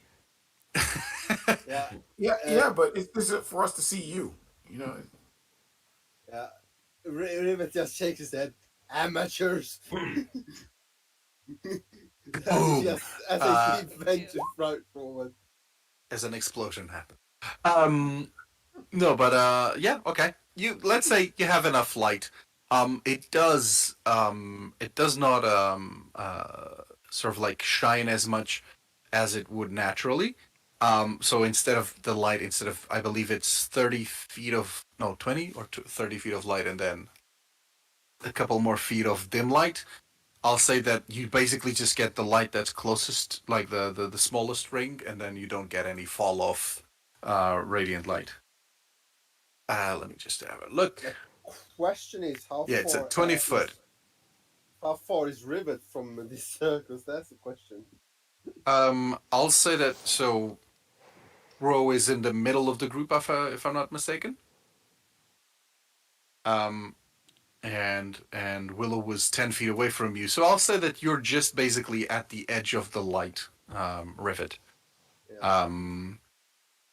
And it's basically like imagine like when it's foggy and you just turn on the car lights and it's just very like it's almost blinding at points. You know, Warlock. You see the problem here. I don't have any problem with darkness. Oh, okay. I mean, I don't know. Depends on the Warlock. Yeah, true. I do I have devil sight, so. Okay, yeah. It is, yeah. You can see very very well off into the distance. It's definitely like darker than you're used to, but yeah, you can see fine. As it, you guys are just navigating through the maze, carefully. You are heading in, and once in a while, imagine like 5 minutes in, you're trying to obviously navigate the maze. And 5 minutes in, imagine like you feel something is behind you as you begin to hear again that sort of like something hitting the floor. In like a sort of a succession. It's still distant, and then kind of just stop for a bit and look behind, and it stops, and then you kind of maybe group up a little bit more, and you continue walking through this maze. And again, that sound continues, like it just resumes, like almost like using you as following your beat almost. Sorry, is it like the sound going away and coming back, going away, coming back, or is it like slowly getting louder? It definitely gets louder, and like after their first bit, and then like a little bit later, you start noticing that the sound is getting closer. But it does seem to keep its distance. It does not seem to be like, trying to jump you or anything like that. It's almost like it's keeping its distance, but it's getting a little bit more and more bolder, I suppose. Could I cast a spell? Yeah. I don't know what it's going to be classed as. So at this point in time, we don't know what it is. I want to do detect evil and good. Okay. Can you click on the spell, please? Yes. Isn't that?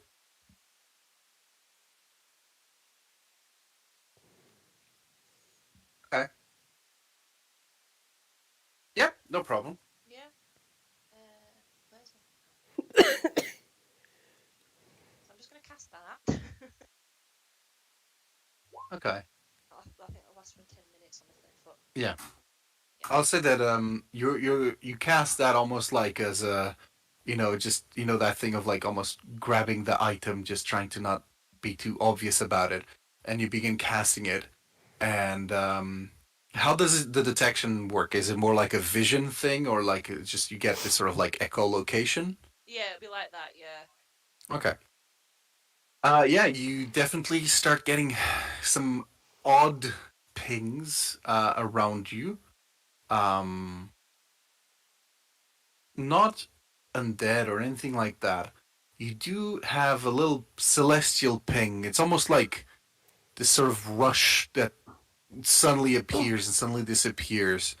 And being that Willow is quite intelligent, I'll say, you take a couple of steps, and when you guys do this little thing of turning around to see if anything's following you, you see that sort of like almost that sensation, just kind of disappears.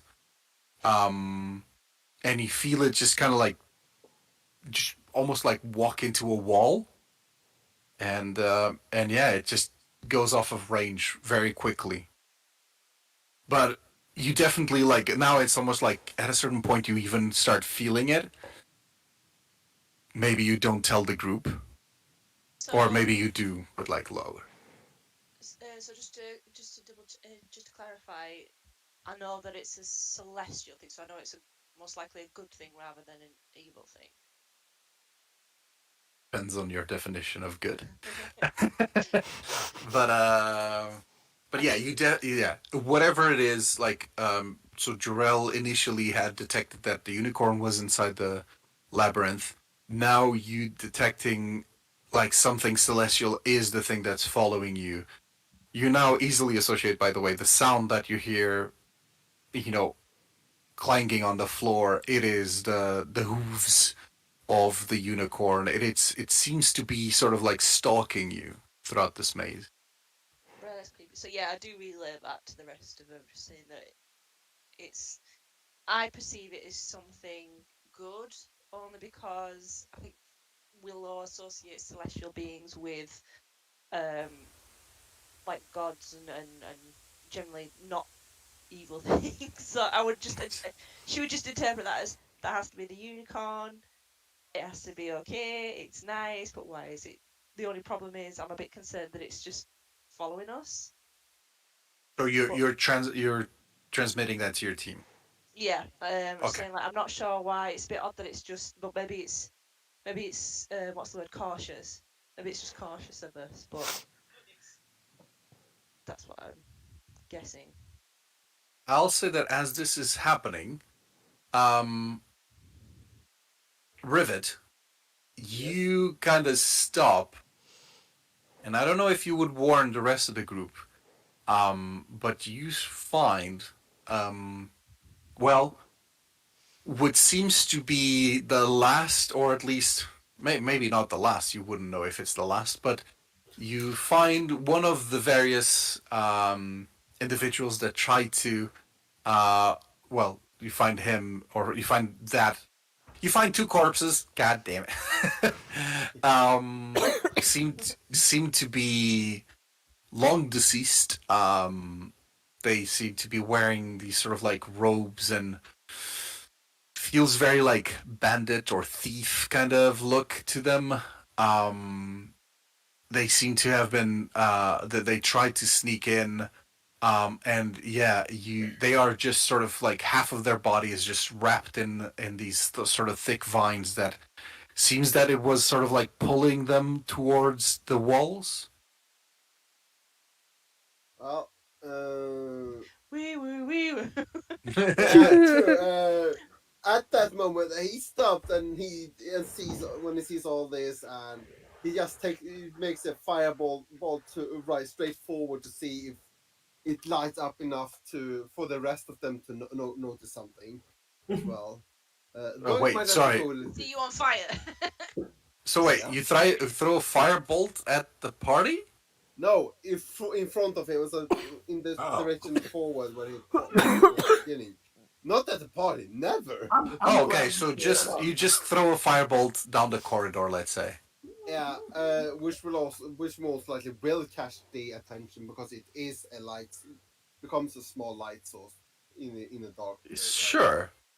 Are you just throwing it to the ground, or like just straight ahead to the hedge or Just something like that? straight ahead to actually gain any.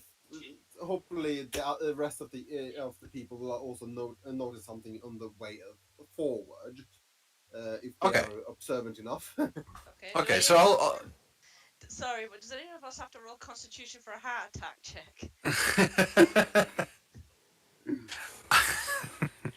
I'll say that because you're trying to basically make a flare almost, you just throw it a little bit forward towards where you saw the bodies, just kind of signal to the team that something's up. Yeah. And I'll you guys, I suppose, stop a little bit and have a look at a distance. And yeah, it's as Rivet saw it first. These two individuals tried to well, basically, they were not wanted, and yeah, they didn't leave. You hear sort of like the clippity cloppity behind you guys, and as you all stop, it also stops. It's creepy. And you still have that sort of like it's almost like a vibration behind you, Willow. Yeah. It's almost that thing of like you don't want to look, but you know it's there, kind of thing. Ignorance is bliss. Yeah, yeah. Get under the covers. The monster's not there. Yeah. What would you guys like to do? So Willow's already told us that like this thing is like follow like something is following us. We just aren't sure it is the unicorn just yet, or I would say that at this point, with the information that you had before, with the information that Jorel provided, and now knowing that it's definitely a celestial that's following you guys, it's very like yeah, assuming that it's the unicorn is yeah, it is a unicorn that's following you. You do not maybe understand. I mean, I guess you could roll, but you do not know if like why unicorns, do they approach people? Are they like friendly? Do they, just look at you at it like, as a wild horse kind of like just looks at a distance, just like, okay, bye. Why is it kind of like after you guys or stalking you all? It is strange. mm, Could I suggest to the just based off what Fuchsia's told us, Mm-hmm. is it possible? I'm just going to say to the group: is it possible that something's corrupted here, and that could have affected the unicorn, and maybe the unicorn's corrupt? Maybe that's why it's acting the way it is. I don't know. That was That explains blinking in and out like it was too.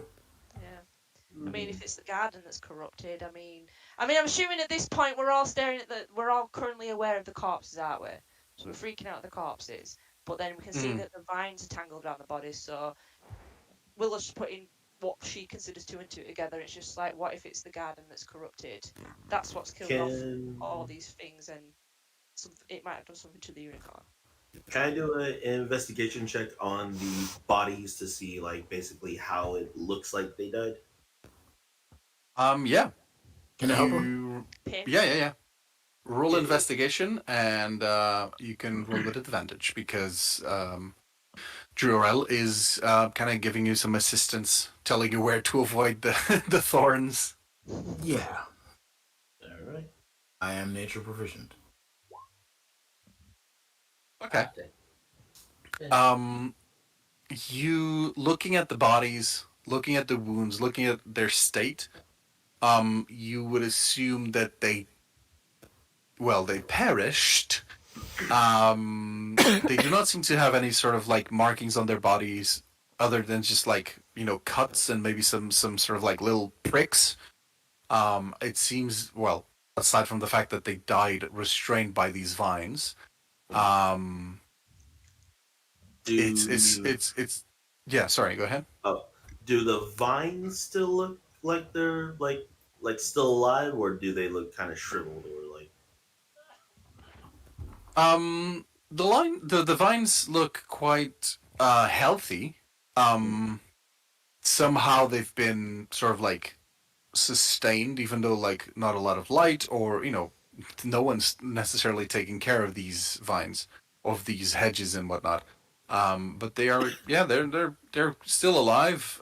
Quite little, like lush and green. I suppose that's where Jorel comes in and kind of points out that yeah, it's whatever, these vines are still like, they're not dried up roots that are just like will snap or something like that. They're still holding on to these bodies.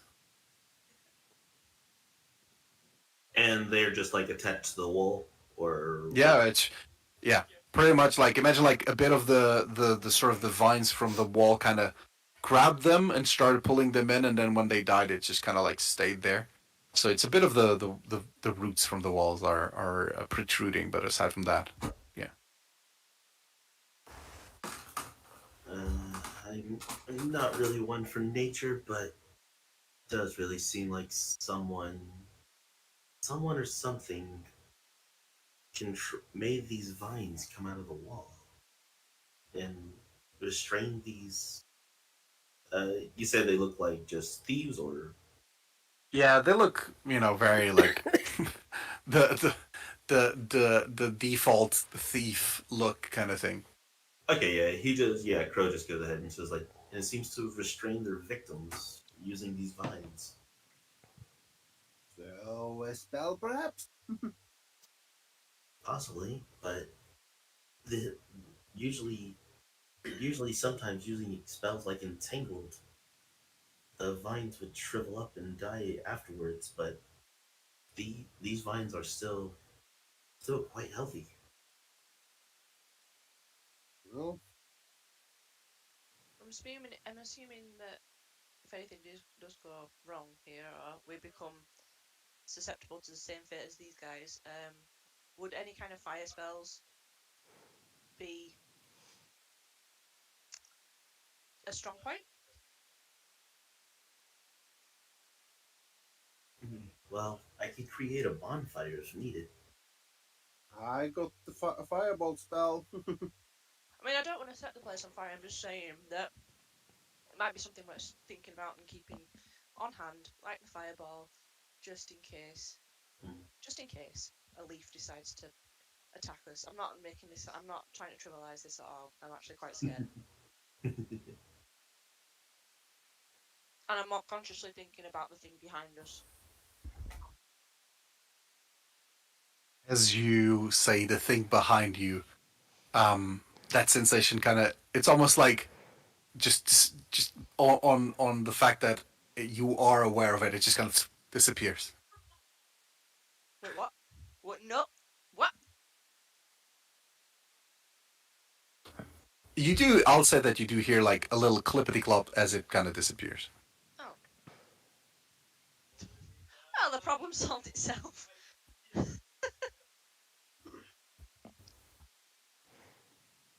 Uh, you said you hear this thing.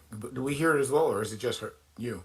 No, no, no. Everyone hears this clippity clop, All right. especially now that it's getting like closer and closer because um, Detective Villain Good. It's kind of like a 30-foot Mm-hmm. sphere around you. So I'll say that like it is pretty darn close when she feels it. Mm-hmm. Because basically it's within 50 feet of Willow. Um, and so yeah, you would hear it very well. Yeah. Okay. Okay. So Crow is kind of thinking and like hearing the being kind of just like again like going in and out of like its teleportation. It sounds like. Hmm. Uh.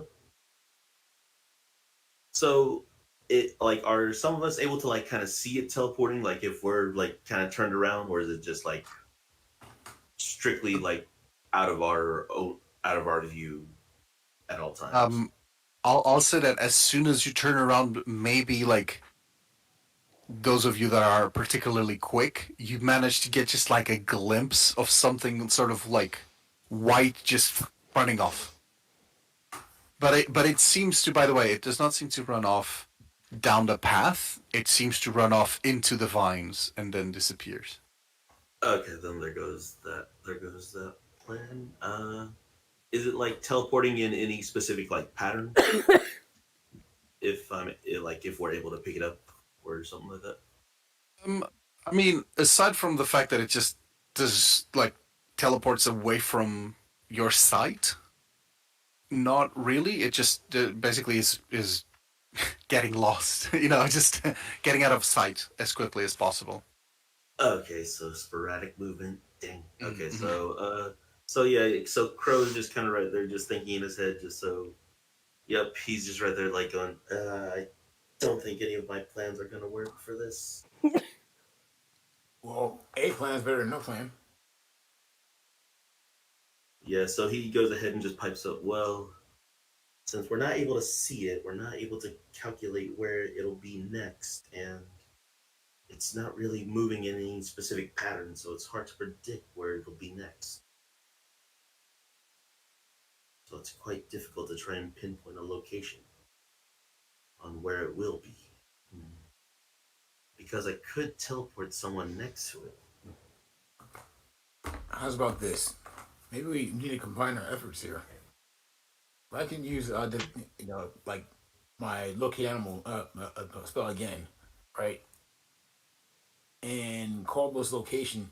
You think you can teleport to that location?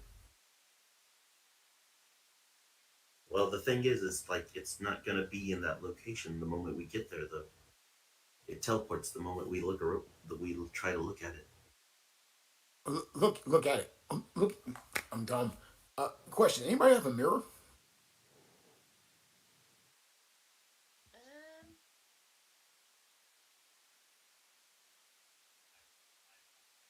I'll allow whoever wants to have a mirror, they can have a mirror. Mm, I'll have a mirror. Obviously, the princess has a mirror. Right. Duh. Just kind of face The palm. art of vanity. No, not vanity. Just the princess needs to look good. It's yeah, I was gonna say even though Crow's like a part noble, he doesn't really care for his looks. So yeah, you have a mirror. All right. Can you give it to who cast protection for good on us? I got Willow? Willow, if you hold this and you look in, whenever you have that weird feeling behind you, you look in the mirror and see if you can see behind you. Basically, you if it activates on looking at it, no, you're looking at the mirror, and I do the Cody fingers thing. You know what I'm saying? what, like a basilisk? Yeah. Okay. I feel better knowing that this is part of a unicorn basilisk. A boonicorn. I hope not. Okay. Okay. With that in mind, let's just say, yeah, you all get into formation, and Willow, you grabbed your mirror, kind of like as you start hearing the clippity cloppity, you're all looking away as Willow just kind of like gently lifts it over, and yeah, and you see sort of like coming from the fog. Um, at first, you basically see the horn just piercing through sort of like the veil. And yeah, you just see this beautiful. Well, I don't know if Willow would have seen a unicorn, but it's basically this beautiful white stallion with like this sort of golden mane. These eyes that are just like sort of like shining this golden light, and yeah, this obviously the very identifiable horn. It is quite a big horn. Um, it is not as like delicate as I think the tails make it. Hey It's now. almost like it's almost like the tip of a lance. Um, but um, but yeah, the unicorn is there, just kind of like just looking at you all, just horse stuff, horsing around. Sorry, I apologize. No, It's there. no. It's there. It's there. It's there. Dun, dun, dun, How it's there. far away is it from us? Or rather, from me precisely. I'll say that you were in front of the group, Yeah. so it is from you. I'll say that it is like so she is 15 feet from Willow, then from you is about like 20 feet away, 30 feet away from you. 30 feet. Yeah. And she points out it was where it was exactly. She basically indicates you that it is 15 feet away from her behind. Yeah. Because So, sorry, I took reins because that is the range of the spell. Right. Rivet, are you about to do what is known locally as a pro gamer move? uh, I'm I'm not sure if it's called pro gamer move, but it's called a rivet move at least. Right, okay, As he okay. explodes. Oh, no, They never saw it no, coming. no, as he missed his step to that very location. To that very Uh, location. It's 30 uh-oh. feet. So I Okay. actually get next to the unicorn, basically. Do you want to get on top of the unicorn just so that it's cooler? Yes, let's. Oh my Like, gosh. hello there. You kind of take a couple of like a step back, but like while still looking like still facing it with your back, and you just kind of like quickly like have to like sort of like glance at the mirror maybe because you kind of need to look at the place I believe with Mrs. Step. Yes. And you just Actually, see yourself on top of the horse. Actually, I can do that. So you can see. You tell her that you can see. So I'll just say yeah. Yeah. If you want on top of it, you just appear on top of the unicorn. Um, it feels so soft and so like silky smooth, and it's like, has this unicorn animal really been like living out in like this sort of like godforsaken place? It's heavenly, as the unicorn definitely just starts jumping and kicking, um, Oh God. and it's definitely like just going all over the place. Um, we'll see. I'll yeah, we'll go there in a second. But basically, what the rest of the group just sees is suddenly Rivet disappears on top of this unicorn as the unicorn just basically runs off into one of the hedges of the wall. Um, and it's just like just suddenly it's not there, and you just hear Rivet's voice like, ah!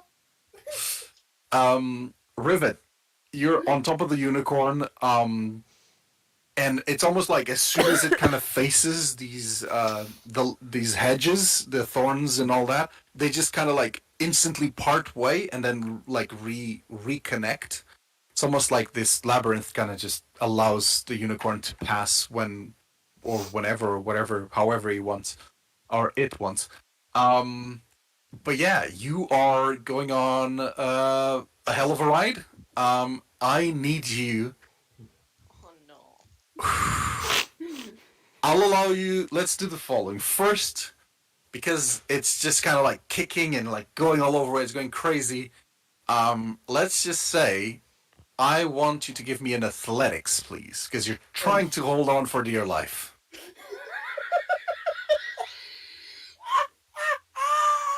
Oh God, this is gonna end badly. This is 12. Okay, I'll say it's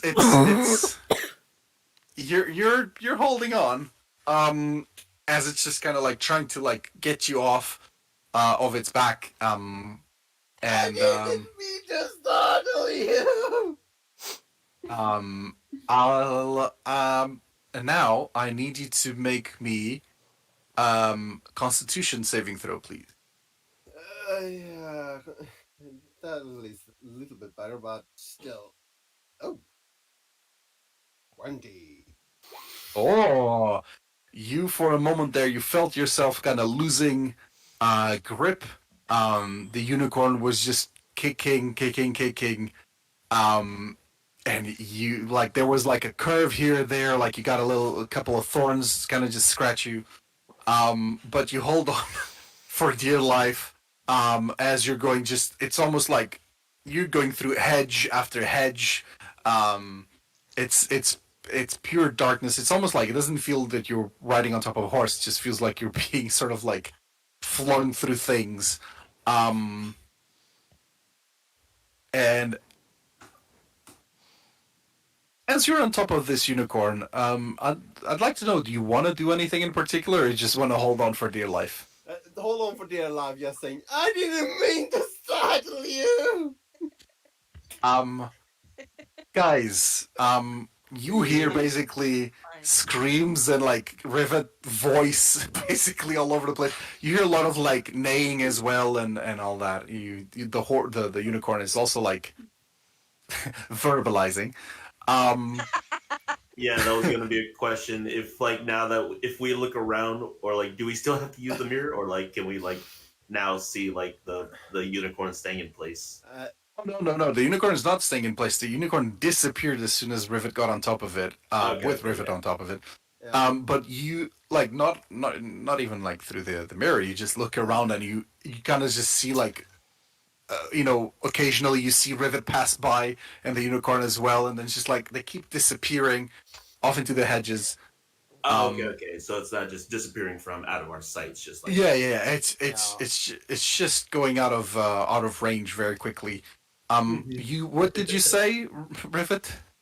I didn't mean to startle you! Yes. Gee. It takes a while. But then the unicorn kind of like comes to a stop. And just kind of like it just stops for a little bit, and then kind of like just looks kind of it cannot look behind, it cannot look at you directly, but you see that it's kind of like just looking at you, just kind of like doing that little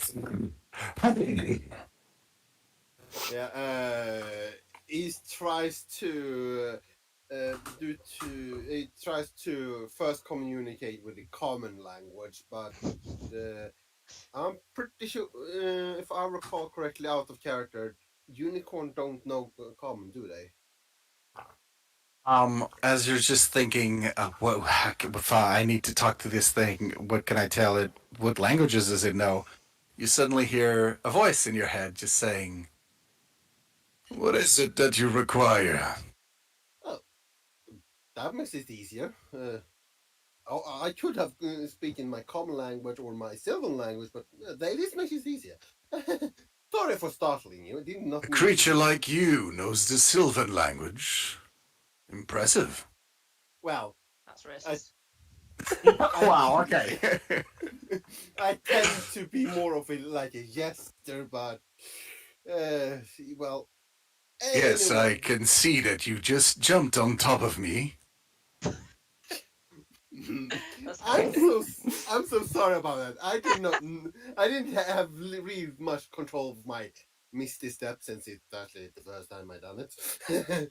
But as Could I you was, please not, you're kind of gripping a little bit hard. oh sorry, I can go down if you want. I mean, it would feel less dehumanizing, yes. All right. He jumps off to actually give him courtesy to face him face to face. Kind of Uh, cloppy clop, clop, clop, clop. yeah. So, And it just looks at your face, basically. yeah, is that well? We are actually well the party which you have, but most likely have observing, and we actually trying to find the old creatures and all the five creatures that exist because of wish a young child actually for a young child. So we came here most likely searching for you, if I recall correctly. A child? Yes, I once also had one of those, and they too abandoned me. Why should I care? And how do you mean abandon exactly? You know, mortals do tend to wither away. Yes, frail little things. They just So, left one day. I do not know the reason why. well, I searched for them, but I needed to keep these grounds safe. well, no offense, you have done quite quite in not only keep them safe. You must have made some what's it called gardening. Yeah, well gardening. No offense. Well, the shrubs and whatnot do what they will. Fair enough. But it is something that felt like this place felt a little bit ominous when we started walking in. Is there something that's going on here more than just you keeping it safe? Grounds are their own. I do not control them. Yeah, fair enough. That is fair enough. We have an understanding. If you harm the vegetation, it will fight back. Yes. Me and my party noticed that. I, Um, if you don't mind, while this is happening, guys, Privet is gone. Um, after a while, you stop hearing the sort of the scuffle that was happening all around you, the horse neighing and the trotting all over the place, and Rivet screaming, and yeah, it's gone quiet. He's dead. He's dead. It's so quiet now without him. Okay, just so everyone knows, this is my idea, but I take no responsibility for what happened. And this guy, he decided to. Should To we be just fair, stay here and wait, or should we go looking for him? I'm gonna just try and shout Rivet to see if he answers. Um, yeah, I'll say, Rivet, you do hear off in the distance, sort of a voice calling out to you. uh, he looks towards where he does hear it, but I put them through so much grievance already. Would you mind perhaps if we go back to the party so we could talk as civil as possible so they also get to know what's going on? What is it that you want? Well, it is we are helping this child. I do not know exactly what his wish is, but it's his child, true. But I think it's best coming from the rest of the party where they might have to be mad that I'm gone and have talked to you alone. If you do And not know this child, why do you seek to help it? I take it in my nature to actually be to entertain the young and frail who, well, maybe not have much time around and just making their life a little bit more sunshine than rain.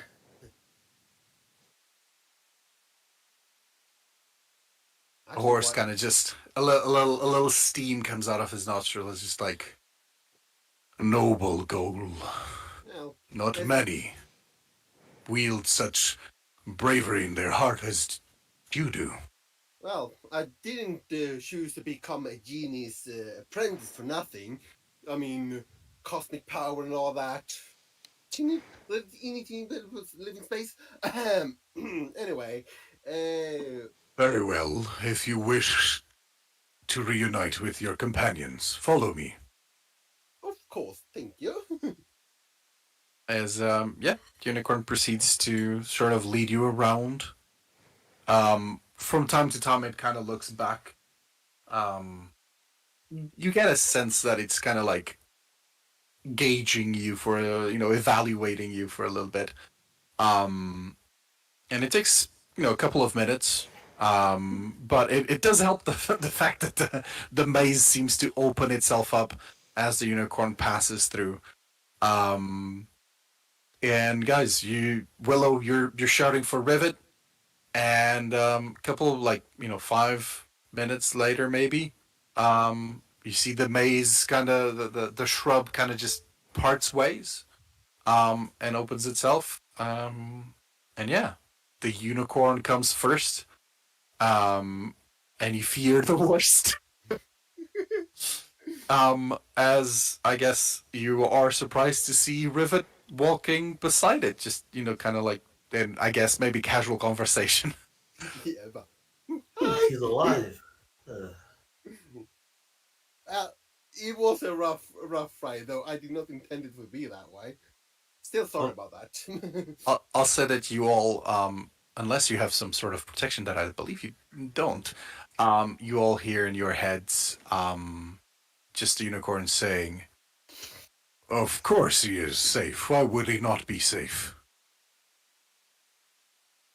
Oh, you don't really know him. That's understandable. Well, He yeah. has told me about his trials and tribulations, but I'd like to say to the unicorn in Celestial, I'm glad you decided. I'm hoping that you've had a chance to talk to our friend here, and maybe you'll come with us. you speak the tongue of light. That pleases me. It's Well, not I that happen hard to of a be. language. It's not that hard of a language. You hear Crow say next to Juro. No need to be Well, a tryhard. No, just kidding. Oh no, that's what Jarrell's trying to do. I can see that. He's right there going. He goes right there and goes like, I speak in celestial. It's like, No oh need to really be now? Triad. not at all. Um, no, the unicorn is definitely very appreciative of hearing like a tongue that you assume like he has not heard in decades of being here. Um, and he responds, sorry, um, yes, your companion has told me about your quest. It seems like a noble quest. Seems like a worthy quest. And I will join you, yes. For my times here at the gardens are at an end. Um, why? I mean, if you don't mind me asking, I'm not trying to pry. I was tasked with protecting these grounds, but there is something else that needs protecting now. As he kind of just gives off a glance at Rivet. Yeah, that sounds about right. It sounds program brand. Can't believe that actually Well, worked. Can't believe Rivet actually did that. you did say you wanted to cast a spell called babysitting.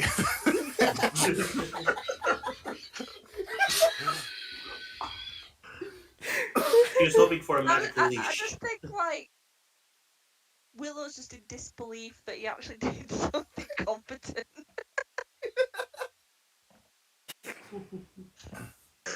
Wait, you think that I know. I mean, telepathy is different than being able to read your thoughts, um, but the unicorn just looks at you all and just like tells you to follow him if you wish to leave the grounds. Yes. Yes. Yes. Very Stay well. away from all this nature, please. He proceeds to lead you away, um, which surprises you because you would have assumed like from the way you walked in and more or less the path you took, the exit is this way. You kind of point one way, but the unicorn leads you in a very different way. As the sort of the hedge maze walls separate to let you pass, and you realize that somehow, in the middle of all that navigating through the maze and all that, you got really scrambled up. Like you were like whatever you thought was north was not north.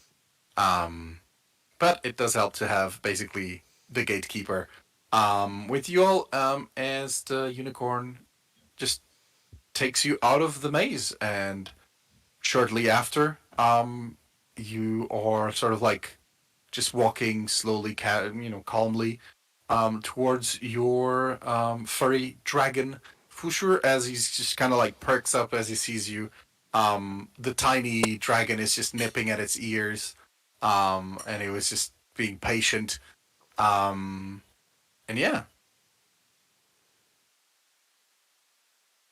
that being said, this this test has been completed as you gather yourselves on top of the dragon. It feels weird for a unicorn to be just on top of a dragon, but Well, bear with me. Ribbit just does offer him to actually be in, though it's a 20 by 20 space though, in his little pocket dimension on his ring Um, where the uh, egg is. let's say that as you're on your trip, the unicorn you kind of tell the unicorn about that pocket dimension, and the unicorn is puzzled by it. Um, but um, uh, basically, I allowed the egg to go in, but the unicorn cannot go in All because right. the unicorn is actually like a creature. Oh, But fair maybe enough. later. But you tell it about it, and let's say that over the trip to the next location, which is not that far away, Lake Mulgrave, you kind of just explain to the unicorn a little bit of like about yourself. And yeah, you guys just exchange pleasant conversations with a unicorn. Um, very well. And with that being said, started at, we're now two okay, 2:30. Okay. We can still do one more. Um come on guys, we can do it. As you are making your way towards Lake Mulgrave, to hear about this tale of a kraken. With that being said, Question: do we get a long rest in between? yeah. Okay, great. Just had some prep work to do. Um, yeah, I'll say that you have a long rest. It's not as long as the other ones were. Um, just because the distance is much shorter, but still. With that being said, Fushur once more tells you about Lake Mulgrave, which is a large lake in the mid to northwestern part of Noxterne. The lake itself is an oddity of sorts, as it both has freshwater and saltwater. It's a both a freshwater and saltwater body of water. Um, Various rivers and streams of an Noxterne kind of flow into the lake, which is suspected to have started as a glacial lake. And the lake itself has a wide multitude of underwater channels that connect to sea. The main and widest channel of the lake that connects to sea is called the Throat, and it's a massive sort of opening that leads several hundred feet, just into pure darkness into the earth. And yeah, it's just several hundred feet wide in diameter, and it's kind of if you have fear of open waters, don't stand on that area. But the lake itself is sort of home to many little towns and settlements. More specifically, Fushuri is taking you to a town called Malgravia, and Malgravia is um, basically this town on the eastern coast of the lake that is mostly a fishing town, bustling with small settlement with very few buildings kind of going over 1 story high. And of note, I don't know why Fushur would know about all of these things, but there's a famed pub and inn called the Sailor's Knot. There's the market and there's the docks. Fushur, when you sort of arrive on location, he um, part stops a little bit, before the town. He doesn't want to just like land in the middle of town square. So he does go a little bit back, and informs you of all of these things and tells you to basically look for the mayor of the town of Malgravia. He should be able to talk to you and explain the situation.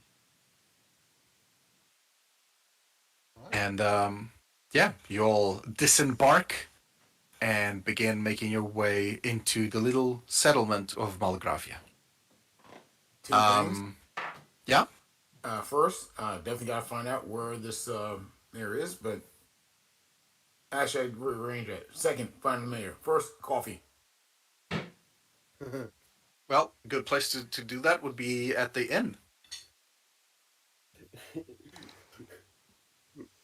Rivet walks this way a little bit full of himself of what he managed to do in a way.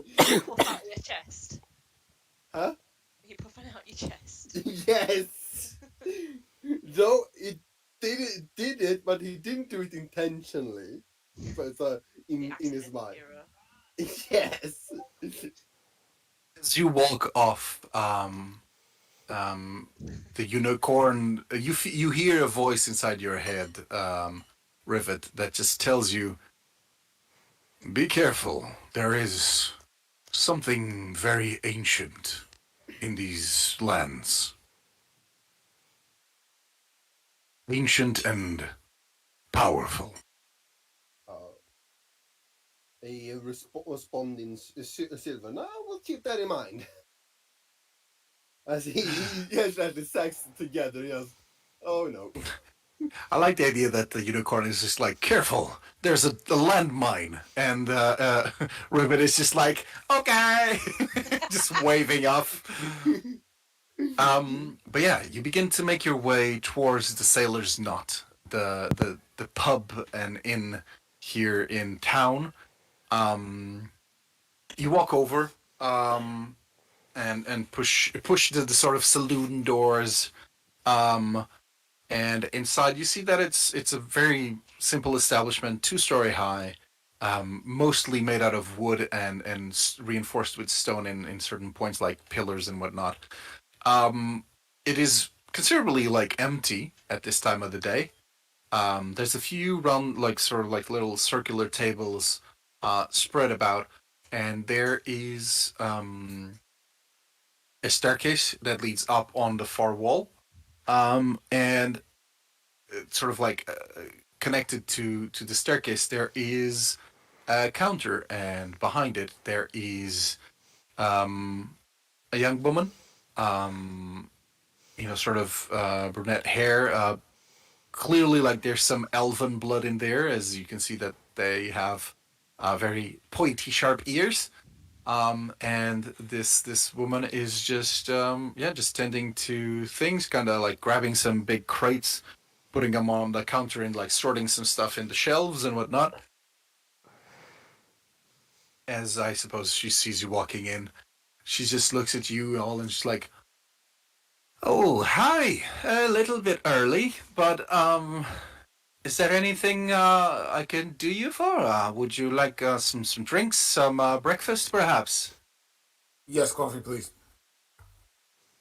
"Very well, coffee. Um, Mint tea, please, if you have any. very well. And tea. What kind of breakfast do you have? I'll be honest. We mostly do this sort of a mesh of the local the word, sorry, is evading me. The local just vegetables and some grains and some fish, some dried fish. Okay. Do you do the soup with the vegetables? We have some soup from yesterday. We haven't started the new one, but it's still good." Yes, second day soup is delicious. I would love some, please. Very well. Is that all? Yes, soup is food and drink at the same time. For the price of one? Smart. Very well. I disagree with that. It's like saying a hot dog is a sandwich. You take a seat as you're just like, what the hell? Then what is soup and what is gravy? Is gravy a soup? Is ketchup a soup as well now? No, No, because you don't put something in gravy, you put gravy on things, so that's why it's different. It's a Well, I guess ratio. that. It's a ratio. Yeah, you can't sit and eat you can't sit and eat gravy with a spoon. That's grim. I mean, Yeah. like, That is And also, look, legit grim. you can eat soup by itself. You can't eat gravy by itself. you Exactly. can. Society just doesn't accept you. Um, um, I ate gravy by itself as a child. Oh, Nikki. You also dip your French fries in mashed potatoes, because that's weird too. um, the the barkeep comes from after a couple minutes. Um, she approaches as you're still having this discussion. She kind of like has a bit of a little giggle. As this apparently like is a conversation that always happens. And yeah, she brings the mint tea, the coffee, sort of like let's call it an americano, and and yeah, the soup Sweet. or the soup or the drink, the vegetable drink. Um, but yeah, she just kind of puts everything down, and just looks at you all. You're new to Malgravia, aren't you? Hot beans and water. Hot beans and water. And it's just very hard. Relatively, just ignore each other. Uh, um, well, you're just in time. We're about to. We should have the sort of the ritual that we do every year. It's not really an event, but in terms of activities in town, that's pretty much it. Um, but yeah, if you need anything else, let me know. Um, just What? yeah, Uh, what kind of ritual? it's just to be honest, more superstition than anything else. But yeah, it's just one of those things fishermen do to you know make sure that the harvest is good and that no bad things come to fruition. Oh, okay, okay. Mm. Completely innocent.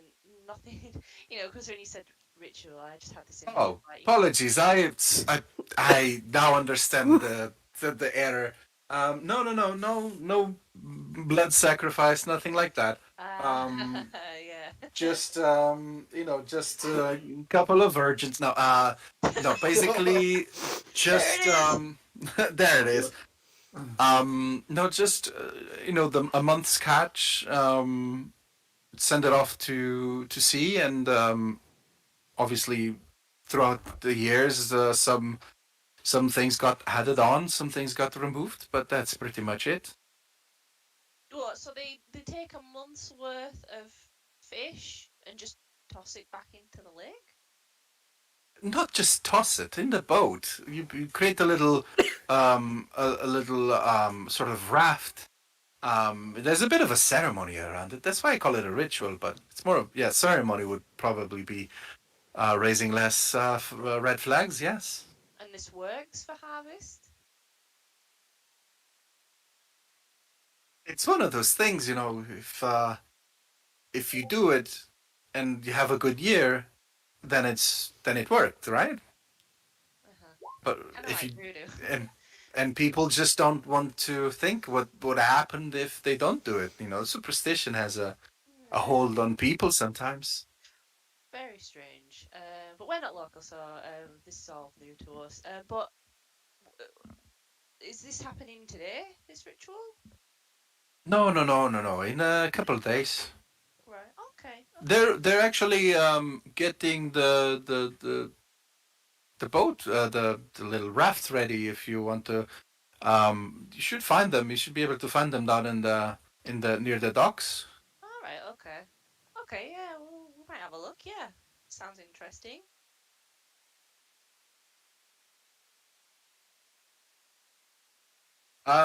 Yeah, it should be interesting. I mean, don't know where you folks are from, but obviously nothing. Don't expect anything too fancy. But yeah, it's well, small traditions, small customs.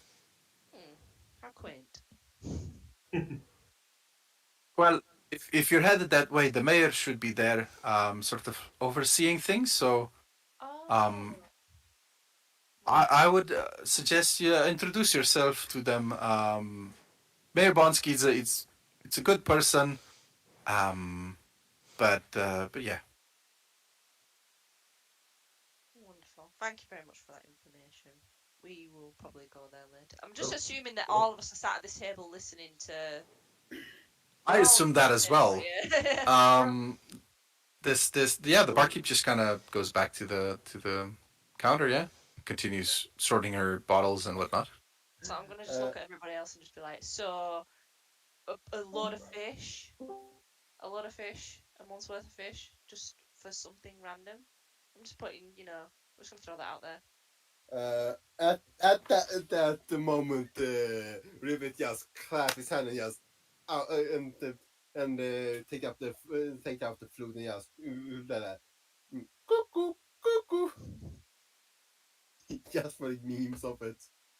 The lady behind the counter is just looking at you, just like with a bit of a "I'm gonna spit in your drink" kind of look.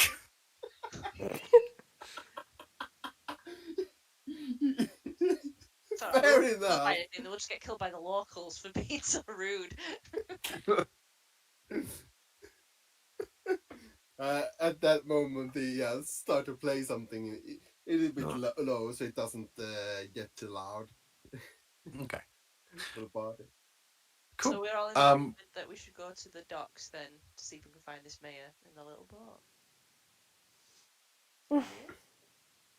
Yeah, you see Rivet nodding his head while they're playing. I'm gonna get lynched.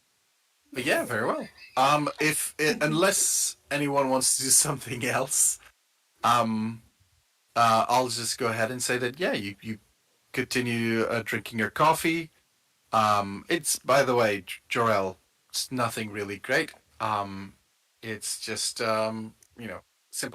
simple coffee. Fish coffee. Yeah, it does have a bit of a fishy flavor, or not a fishy flavor, but like a sea sort of like tinge to it. I don't know if that is a good thing or a bad thing. You can feel the notes of oak and fish. Ew. Ew. But yeah, you just have your soup. You have your tea. You have your coffee, and you gonna go to the docks, I Yeah. assume. Yeah. Very we'll well. find the mayor. Very well. You make your way to the docks. This is again a very small place. It's very easy to find the docks. You don't even need to ask around. As you begin approaching the sort of the docks, it's more of a sort of like a couple of pontoons. You see, there's this small group of fishermen. They are kind of in the process of sort of like putting some stuff on top of this raft that's just been propped it up, ready to kind of like push off into sea. But yeah, they're currently just stocking it and making the preparations. As you see, the only person here that definitely looks like the mayor, because they definitely look a little bit, more tended to than the average fisherman.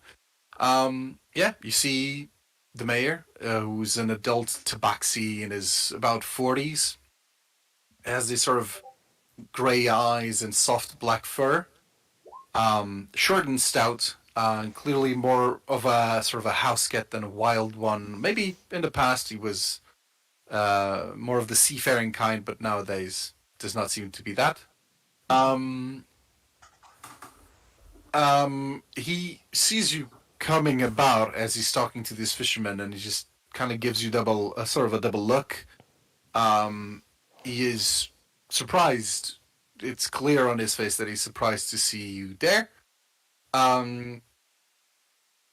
He just kind of wipes his hands with a piece of cloth, crosses his arms, and as he's like biting this pipe, is sort of like his whiskers very crooked whiskers, very old age kind of cat look, kind of swaying the wind, this morning wind.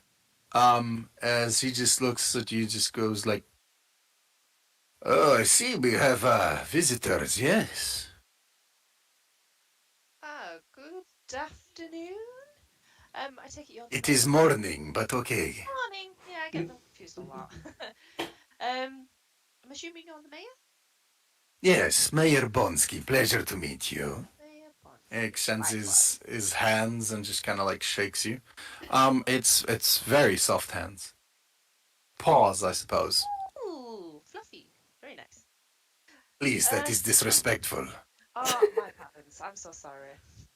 Wipes my hand on my robes. um, That is even more, but okay. we've just full enough. This is our first time here, and we were at the local inn, and we were told. Oh, you are at the Sailor's Knot, yes? Hi, yes.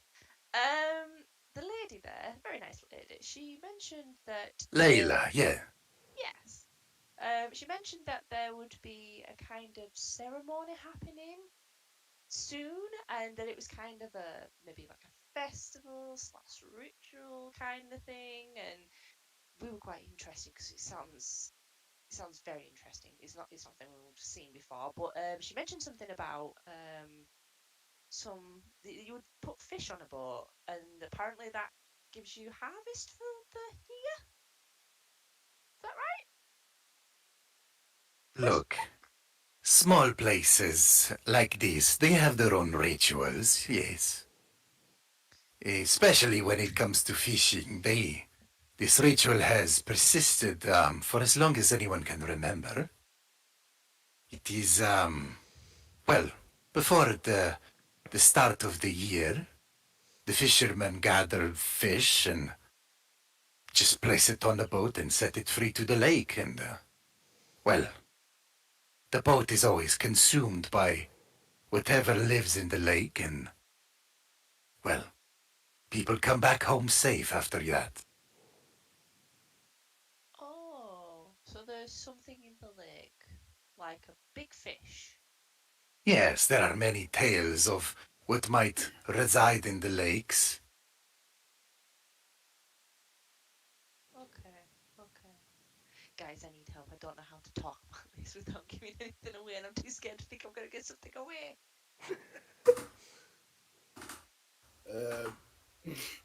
Just Joe's gonna kind of walk up and kind of nudge and say like, ask about the Kraken. So we were wondering, this thing in the lake. I'm just gonna go to the chase. Is it a kraken? He is a bit sort of stunted as you ask that. Yes, I mean, there are many stories, and that is one of these stories that has been told.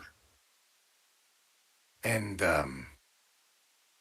well, if you must know, this year we've, while assembling things for the ritual, the fishermen's children spotted, what they consider a lucky break in regards to whatever might be residing in the lake, whatever beast might be there. They see, they saw something near Dave's cave.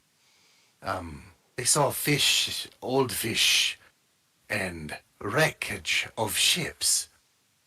When they approached the cave's entrance, they say they saw this multitude of tentacles running off into the cave, but you know, children, their imagination is wild.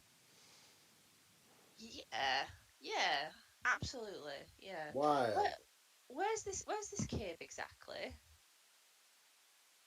It is not that far from here, to be honest. But I doubt there is a kraken. As you see, a kraken is a massive creature. And, well, this creature, what was described in the cave, Dave's cave, it cannot be anything bigger than maybe a horse. It would not fit in the cave if it's bigger than that. Well, it could be still a child or a youngling. That could be true. But whatever the case, if you want to go looking for it, I wish you luck. There are already quite a few fishermen on their way there. They want to, well, one would say catch themselves a fish they've never caught before, you know? Well, where I'm from, which is called space, luck is for the unprepared. So, hey, how about this? I'm nice and caffeine fueled up. We're ready to go. Let's go check this thing out. Ready to go, guys? Sure. Go, go, go. Sure, We're sure, not sure, really, sure. we're not really prepared much. It's the size of a horse. Surely we can take a horse. Rivet can certainly take a horse. Hey, that was an accident. I was still new to that spell. Does he actually show us where the cave is? Um, Or the last person that saw this thing. Before he actually, like, points out where the cave is, he just looks at you all and just says, Look, I understand that for you adventurers, life is all exciting. For our people, it is something much simpler. They want to catch whatever's on the cave, possibly even have it for dinner. Please do not kill anyone. Of course not. Why would you think we would kill anyone? That's the last thing on our minds. Absolutely not. Do I have your word? You have my word. I'm definitely not gonna kill anybody. Well, I won't harm I'm just any gonna here. glare at you, Rivet. I'm glaring at you. Hey, ever heard of self-defense? I'm glaring at everyone. I'm glaring at Ivana as well. Like rage, rage, rage. Don't you dare. Our only Killing act on someone isn't self-defense. necessarily in my agenda, really. There you go. That's practically a promise.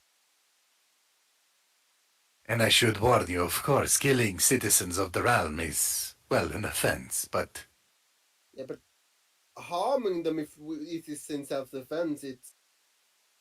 Yeah, true. That's the point. If okay, hypothetically speaking, if one of the citizens here was to try and harm one of us, do we have the right to defend ourselves?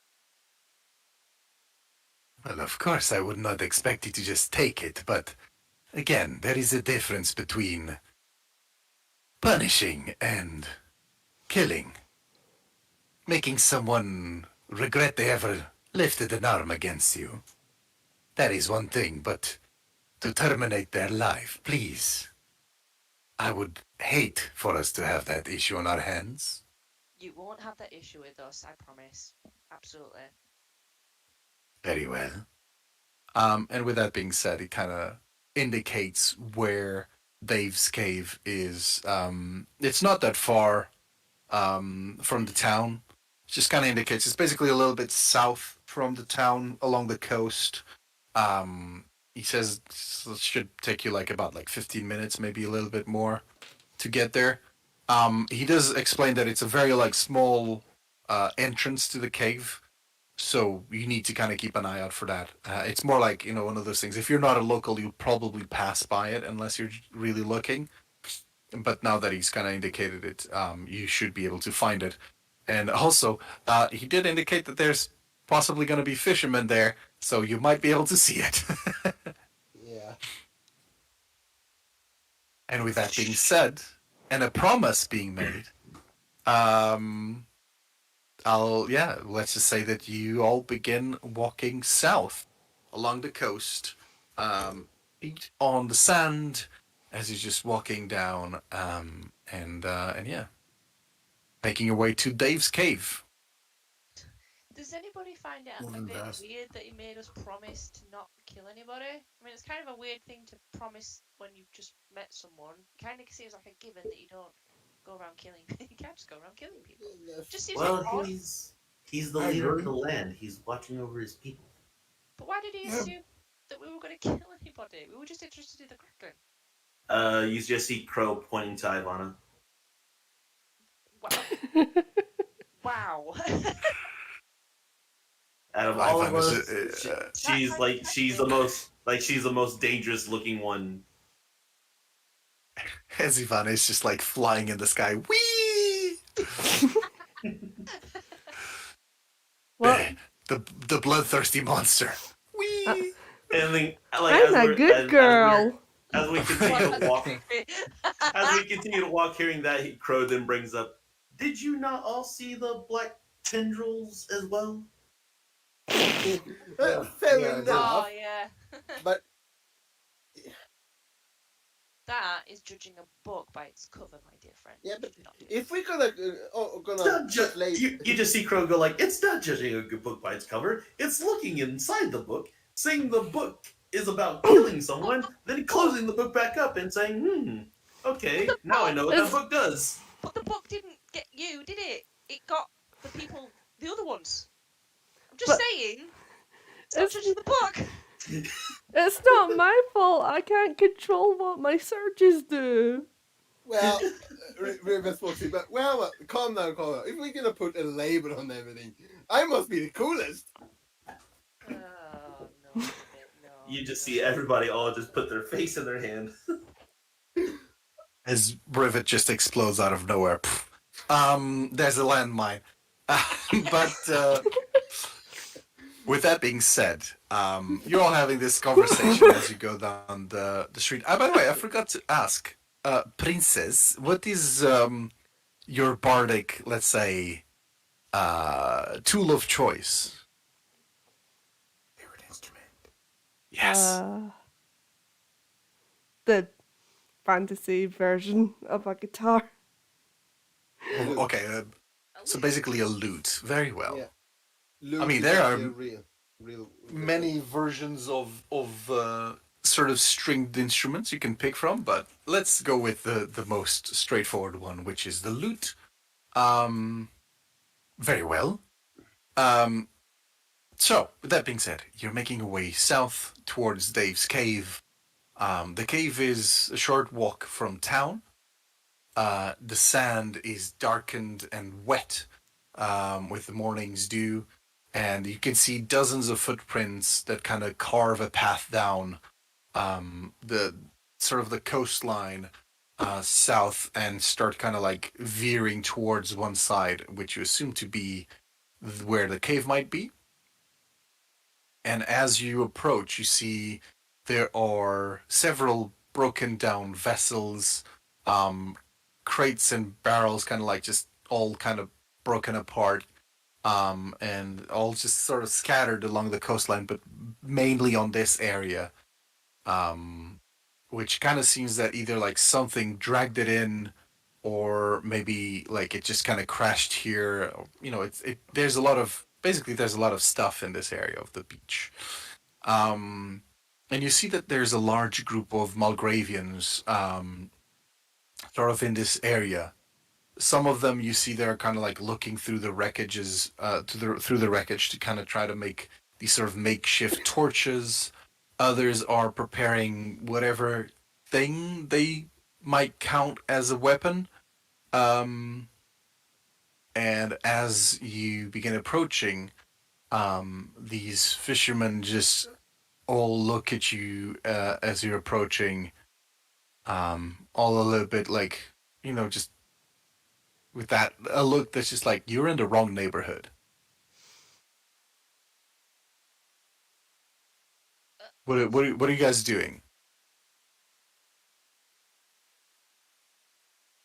Walking towards them. Okay.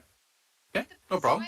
We're on mission, so I'll make sure you make just enough eye contact to let them know that you're not prey, but at the same time you're not a threat to them directly. So just Assertive but not aggressive. Got it. mean mug, but don't mean mug. Make it look natural. Mean mas soft. Yeah, you begin approaching, taking your steps, you know, with confidence towards their location in general.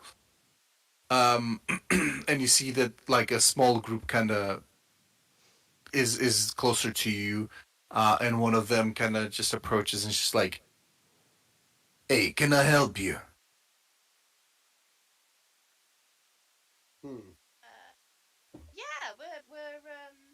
actually here to see the Kraken. Kraken? There ain't no Kraken here, lady. Okay. Are you sure about that? And even if there was, it's ours. Okay. So what? So you just move on along. Well, we're gonna stay here. But what do you think's in the cave? As I said, whatever it might be, it is ours. Okay. Well, we're gonna go in now, and I'm gonna start walking past them into the cave. Um, two of his mates definitely just step in front of you, with their shitty makeshift weapons, and they just kind of it's clear that they're like, this is our land, this is our find. It's almost like you're not going to take food from our plate, and we're just going to stand by. Right. Well, I'm absolutely gonna try and reason with these people because I'm not at all interested in killing any of them, and I am keeping the thought in the back of my head that I don't want to turn them violent, but we will defend ourselves if they attack. Look, princess, just you see over there, beautiful beach. Just go walk there. There's lovely little seashells that you can pick up. And his mates kind of just kind of laugh a bit. Hey, walking, I think we and should Princess, not you mind? do that. Princess, can I? Would you mind if I like try and like smooth this over a little bit? You know, just by your leave. You know what I mean? And how tall is this guy? Guy's about like 6'1" maybe. Okay, so I'm gonna. Is there like a crate or something around here? Something like a soapbox? Sure, I'll say that there's enough debris on the on the I beach. grab one and I place it down in front of me, and then I step up on it, so I'm even height with him. So and say, Okay. look, how's about this? Listen, you guys are tough, right? Kind of look at each other like a little bit like, cocky kind of thing. How's about this? Let's make it about a contest, all right? How's about this? If you guys are, are so, I know, I understand we're on your turf and everything like that, in your area, but look, we're on a mission to help out children, and we got to get it done. So how's about this? Let's make it a competition. If one of you guys can arm wrestle the princess here, then you guys we'll leave the beach and we'll go collect seashells. But if she beats you, you guys give it a couple hours. Go take a break or something like that. And then when we get done, we'll leave. Does it sound fair to you? Kind of looks at his friends, looks like they kind of exchange some glances, and he's just like, kind of leans in close to you. Do I look like a fucking idiot? Yes. Please tell me you do not say that loud. They kind of just all look at you, just like, you definitely No child feel in the background. the tension is rising. Well, Crow pretends to read his book. I actually, you look like a guy who's scared of a fairy. I'll say that his friends do giggle. By the way, just for visual sake, Princess Ivana is not like all buff, right? It's just like a normal looking fairy who just rages and decapitates things, right? Right. Okay. Yeah, his friends definitely kind of like chuckle at that, and just kind of like just pushes one of them like fuck. He just looks at you and just like, look, you seem like a fairly smart, or at least enough to understand. This is our food. Yeah? This is food for our families. This is food for our town. This is maybe even something for us to sell. We're not just gonna roll over for you to take whatever you want. What about the fish No, that you throw out every month for no sodding reason? And you're saying that we need to eat this blah blah blah. What about the fish that you throw away? That's why we're here. We're tired of these silly little rituals Well, and take them tired away. of getting our boats taken away. And, well, whatever's in there is gonna do a fine meal. For maybe 1 month, that issue's not going to go away. You need to take that with your mayor. Meanwhile, we're going to go in. You aren't going to stop us. You can't put your hands on me. That's illegal. And I'm Sorry. going to puff out my chest. Yeah. No, This isn't. no, This is a political situation you need to speak with your mayor about, not us. So, arm wrestling contest not on the table anymore? Oh yeah, fight the fairy. Either let's go past or fight the fairy. Yeah, you know. Fight the fairy. Fight the fairy. Fight the He kind of looks at this whole situation.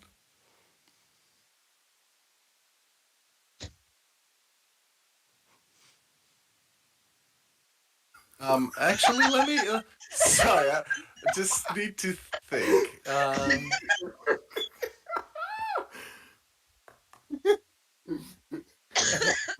You know what? By the end of this, if it turns out we've started like a revolution or something, this really small town is made to be overthrown by somebody else. Oh, joy. Let's. You know what? I'll play. You're gonna fight the fairy. No, Oh. one of ours will fight one of yours. Okay. If we win, we want you to leave, above all, but also I'll have your staff. As she kind of he looks at you specifically, Willow. My staff. Do you want what's inside the cave? I mean, I don't like the walk sound of past you. this. We can still just walk past you. What are you going to do? Because this is what's going to Are happen. you gonna walk past all of us? Yes. but- Yes, we are. This is what's going to happen. We're going to walk past, and you're either going to try and stop us, to which we have no choice but to defend ourselves, and then we will end up killing you, and we don't want to do that. But that's what's going to happen. I assure you, she doesn't really speak for all of us. Allow me to take on this challenge. What will it be? I'm like this old halfling, like almost like at his knees, looking up. How dare you speak to your elders like that? you listen here, young man. You, by the way, you see that along the beach there are about 11 of these fishermen. We can take a Now, I'll say that at this point they're all kind of like perked up to the conversation, and they kind of stopped whatever they were doing, and they're all a little bit more focused and coming in a bit closer. right. Get all your friends to gang up on a 2'8" halfling woman. River walks in between. Well, if we're gonna do this challenge, allow me to take care of it. I got the trick up, Steve. They pick Rivet. That was their offer. No, that's okay. No, we just proposed we pick someone from our side, you pick someone from your side, and we have ourselves a little contest. That's all. What type of contest, if I may ask that? You're saying arm wrestling challenge? I like those odds. Guys, what's stopping us from just walking in? Walking in. I'm going. fight. Bye. Because then we'd be trespassing. Leave in between the legs. Try to get back. Hey, Crow stop it! Stop it! Crow is just like holding her by like her the hood, or just like a bit of like her gown a bit. Is just like, then we'd be trespassing. Trespassing my butt. Since Rivet sees Rivet sees how this is going on. Okay, everyone, guys, huddle up to me. Group huddle, group huddle. Yeah, Yeah, just basically, just give us a moment. Like, He definitely looks at Will and just like, yeah, you keep her quiet, yeah. we huddle up together and I asked, who has a rope? I'm not giving up my staff. That's not on the table. Yeah, but who has a rope? Why? What? Yeah, um, who has a rope? actually, I've got one right here. I don't. Good. Why? Time. Yeah, Because it's true. Listen. Now you're gonna you're gonna tie this rope around your waist. Just do it, Who? Me? all of you. Okay. Can, So can what you we're doing, and now we're explain? tying rope around our waist. This is Trust me. You do know they're seeing this, right? Yeah, they're like looking right at us, right there. See, Yeah, especially that let guy. them. Thinking, I'm Let not sure. them. That guy One has of them that just guy has kind like of a cross waves. eye. That guy has Yeah. a cross eye, so I'm not sure who he's talking to when he speaks to him. Wait, I'm gonna whisper. I'm gonna go. Are you thinking about doing a certain spell, a certain like teleportation spell? No, I do not have that capability. Right. I've Okay. got something else up my sleeve. I'm just worried that we're gonna go down a kind of a rivet rabbit hole, and we're just gonna end up on the back of a unicorn. Okay. Oh wait, rabbit hole or rivet hole? That's what you mean. Rivet rabbit. Sounds shoddy to me. Do you want to keep your stuff? Yes. Then trust me. Just trust me. Oh, I wish I could. I would Well, like to consider my hear the. I would like to considering hear my it first. yeah. Well, I can't say it out loud right now, can I? Anyway, just tie around the rope, and I will keep around each other as he ties on his, and then make sure that they tie quite close to each other so they can move quite freely, but still at the same length. So, Okay. so everyone ready? Ready for what? You still haven't told us what you're doing. Are they actually, DM? Are they actually just letting us tie the rope around our waves? They're not saying anything. They're looking at this very oddly. You see Rivet have a shit eating grin as he rubs his ring and just as darkness envelops them. He uses the darkness spell Mm, as he then leads the whole party right into the cave. Basically, Let's get into combat then. um, where where did you specifically cast that? Because you got to cast it on a item Yeah. or a specific yeah, location. that's why he rubbed his ring. He base using that as a base, so he is in the center of it. You ever stop to think about telling us this stuff beforehand? Shit happens, and we didn't get anywhere with these guys. Be quiet. So just a head count. Who did the tying around? Because this is why I typed what Crow did. He pretended to tie the rope around himself. Well, I did because I was trusting, and now I'm starting to doubt it.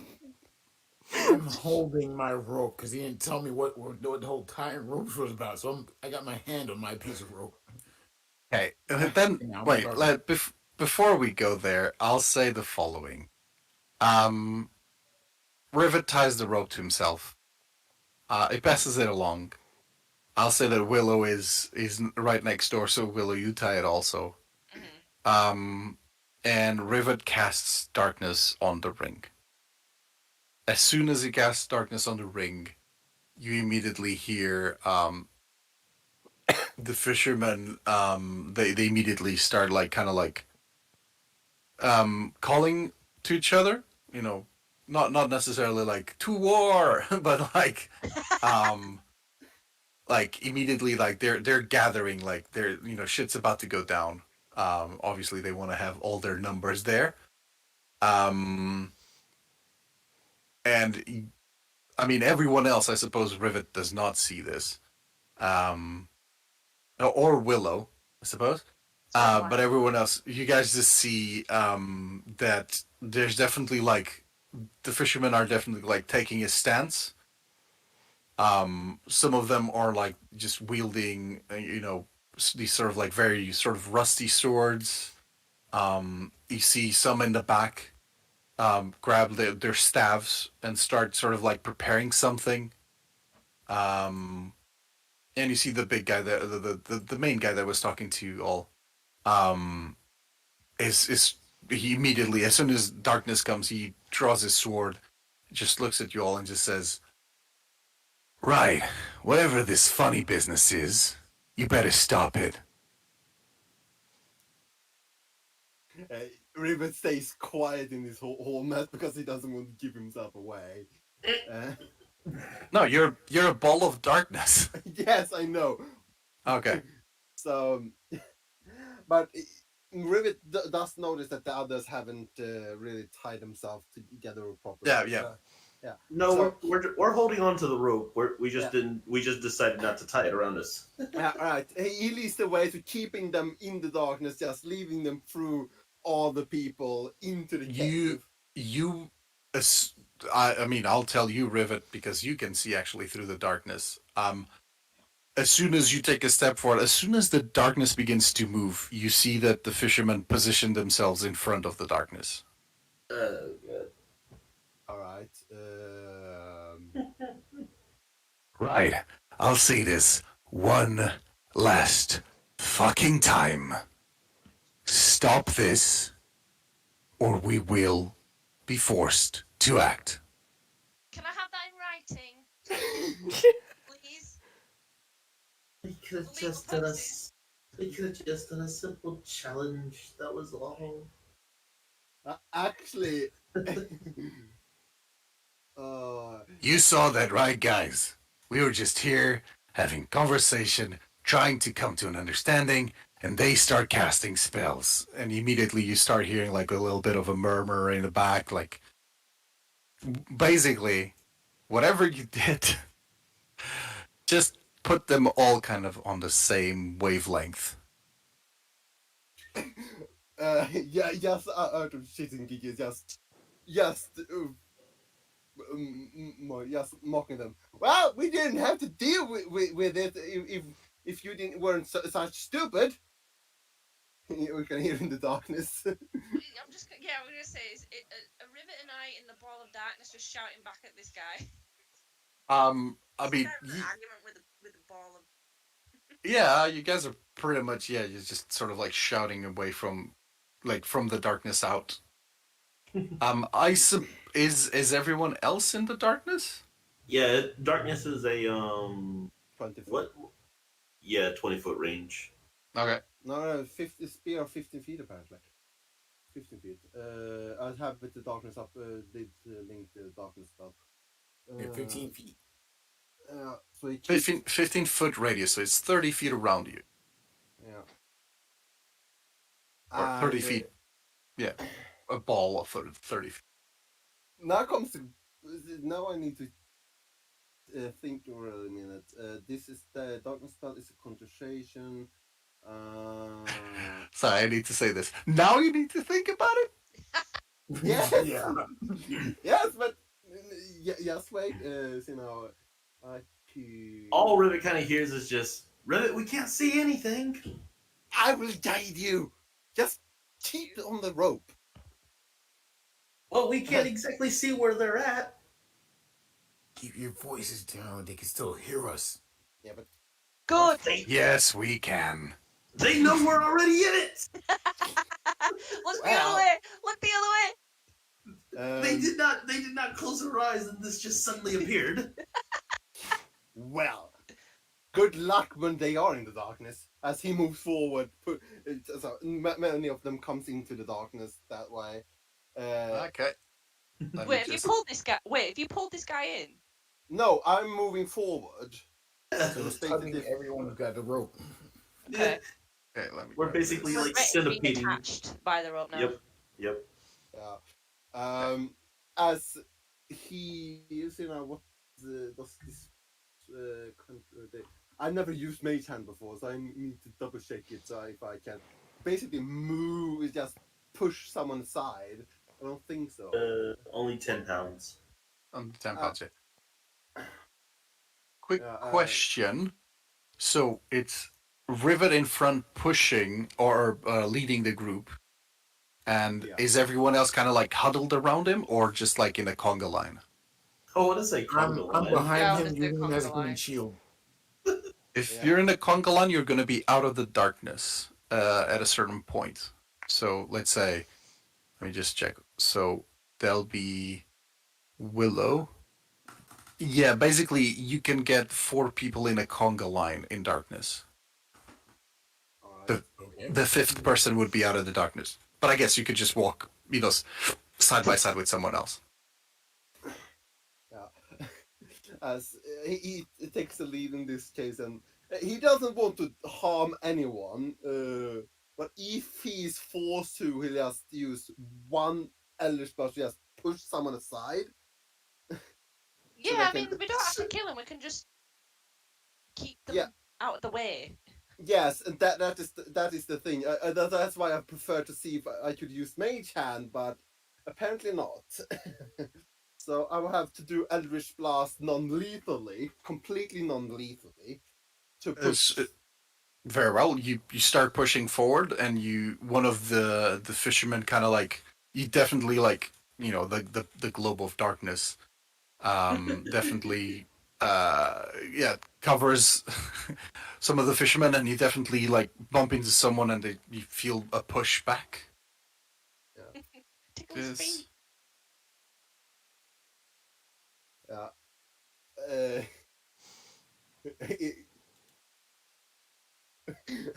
oh, Can we not just run between them in the darkness and just tickle them? Well, Rivet's the We only could. one that can see, though. those who can see in Magic of Darkness could try, but Well, I don't think. can you You're just run around in darkness and just tickle them while we Well, walk past? yeah, he. All right, he does that. It sides basically trying to make them go limp on the ground. In that okay. case. You feel this guy kind of pushing you back, and he just kind of reiterates what his colleague, his friend said, to stop and like or else. Well, now he actually is get a little bit annoyed that they don't go with it, so he just loads his knuckles and just hit them when it hurts. You will. You're gonna Eldritch Blast him? No, his face. He just punt them right in between. Okay. Roll for an attack. Yeah, let's see now. Okay, I'm just gonna put you guys in the map. Yeah, just to make the person go limp. You know. What? Oh, there we have it. First No. was that.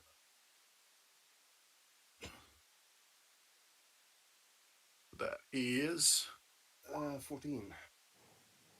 14 on this guy. Does not hit. Or at least you hit, but this person is, I missed the initial target. Without yeah, it is a sturdy one. yeah. As the guy's just like, dude, do not do this. Step away. At this point, he just does. He shakes his head and he just starts to think a little bit. Yeah, let's do the following. You're all in the map, right? Mm-hmm. Yep. Let's roll for initiative. Okay. Everything's This starting. red. Oh, joy. Red. Oh man. Ooh.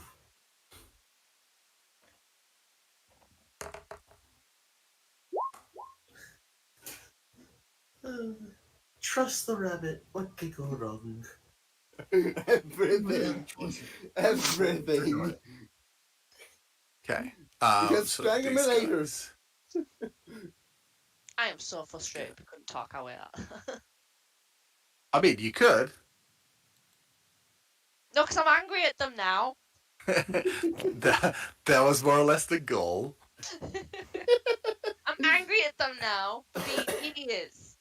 You could have also investigated the terrain around you to kind of get some clues on what you were fighting, trying to look for. No, you had to get aggravated. No, I genuinely thought, like, well, what can they do? They can't stop us. We're just going to walk past. We're just literally going to walk past. What are you going to do? What are you going to do? You This can't is kick their me out of the land. planet. This is their land. It's a free country. No, No, it's not. I'm a Uh, cleric. I sorry. can go wherever I want. We're doing something wrong. I'm a hero. Step off. Yeah, I'm the main character. Get out of the way. Are you the main character? Are you? No, then get off the way. So I think we have everyone. Let me just check these guys. Oh, At least I okay. didn't roll dead last. Yeah.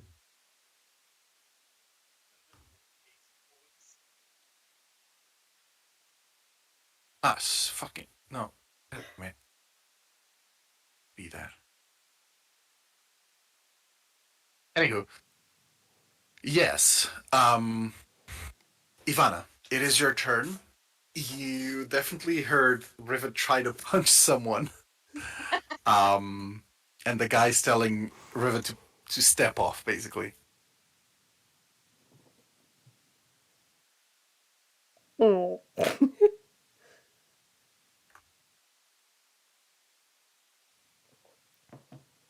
What are you gonna do? I don't know, because I can't see shit because of darkness. Yep. Oh. Democracy! Well, I had hoped that this would actually work a lot better, though. I admit. This is why you discuss your plans before you pull them off. Hey, I've done this before, but these guys are idiots. That's not. I have spells, but they're all on targets you can see. Welcome to spellcasting. Uh, So,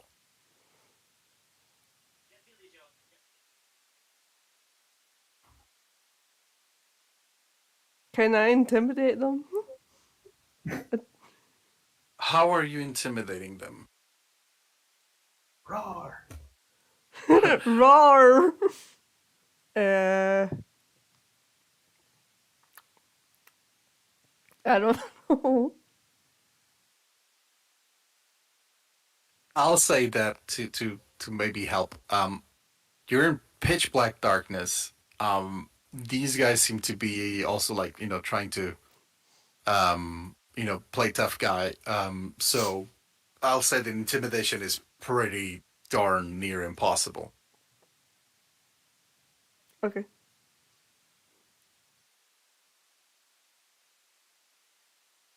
So, what does Princess want to do?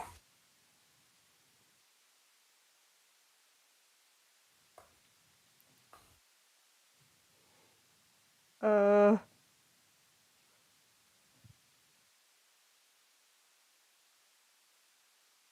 I don't know, but I'll hold for now. Okay. Do you want to hold an action or just hold? Just hold. Okay. So these guys will position themselves a bit better.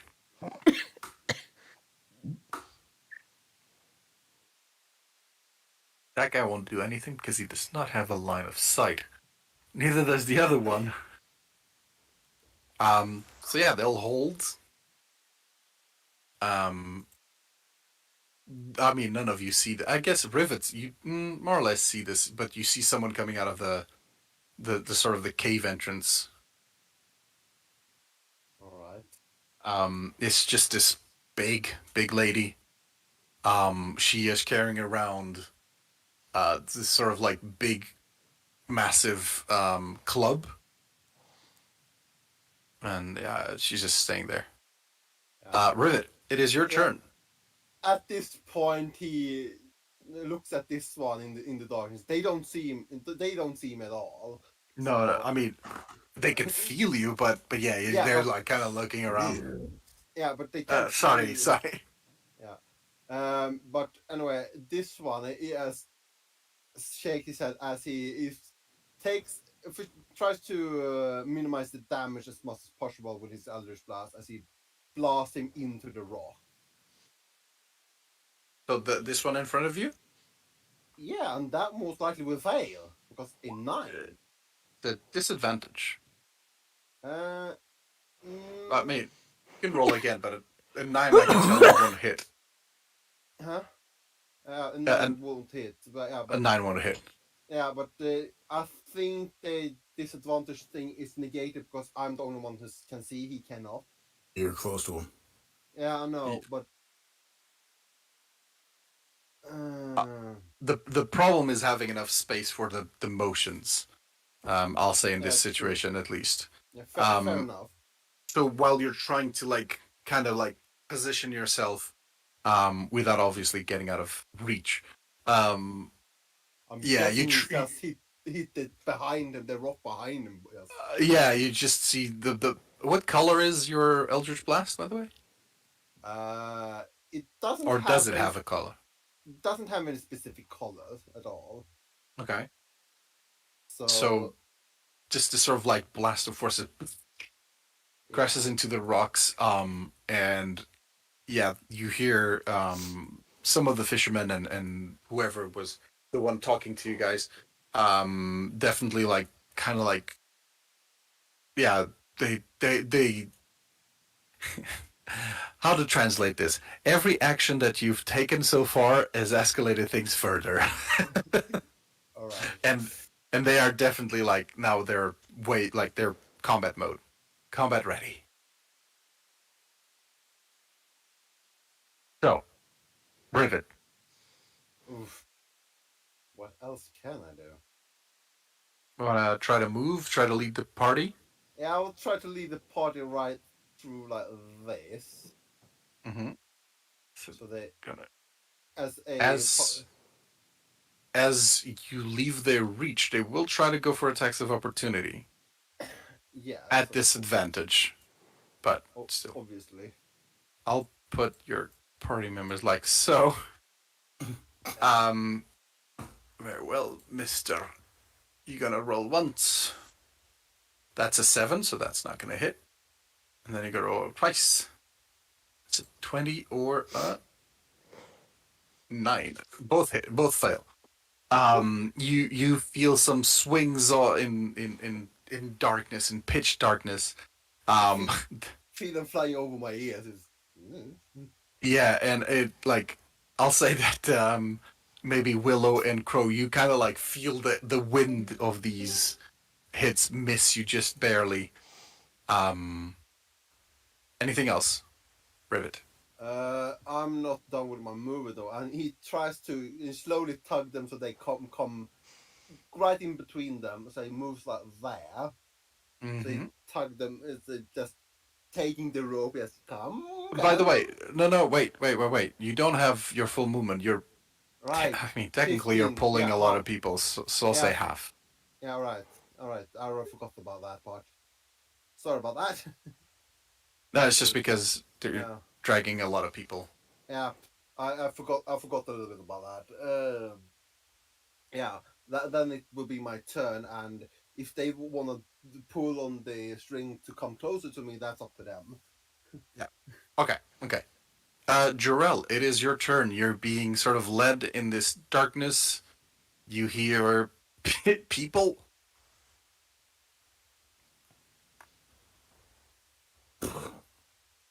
Really paying into this one, since especially since I can't see, it's kind of hard to do my blaster thing.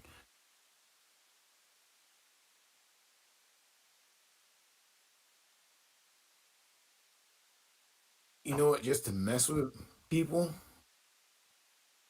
I'm gonna whistle, and what's gonna happen is I'm gonna summon a spirit, bestial spirit, to show up right next to me, and basically it's gonna be a creature of the land. So this thing is going to be in the shape of a pit bull.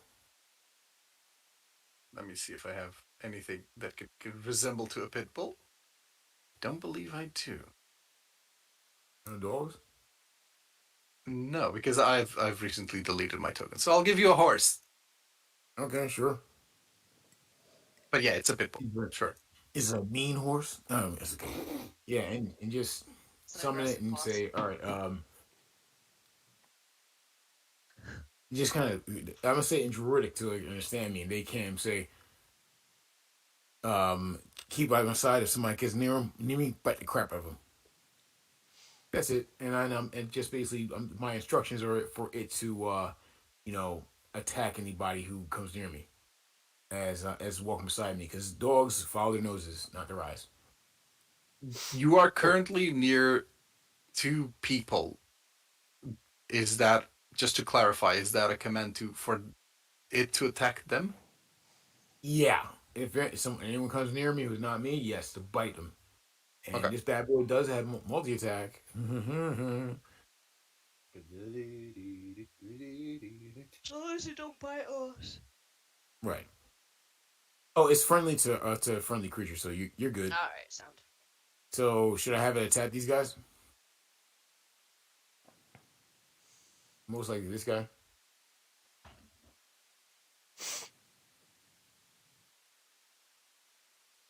So it has. What's the level of the spell, by the way? Second Second level? level. Yes. So it has 13 AC. Mm-hmm. It has 35 HP. 30-foot movement and climbing. Okay. Skibidi-bidi-bdoosh. Pack tactics. Okay. And multi-attack.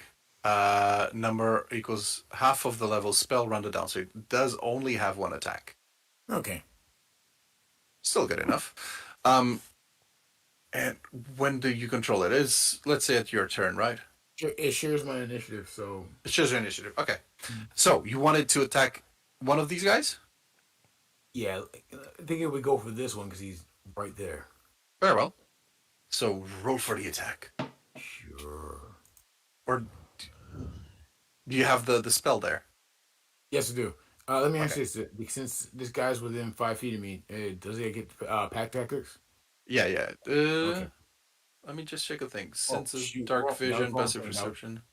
That was damage. I'm sorry. I'll say because the stats itself and all that do not say anything that prevents it. I'll say that the creature would roll at disadvantage, but because of pack tactics, it rolls normal basically. Okay. So that is Roll the damage. hit. That is Roll the hit. yeah. Does an There you 18 go. hit this guy? 18 does hit. All right. Can we just keep that other roll for the damage so I don't have to do it Yeah, again? sure.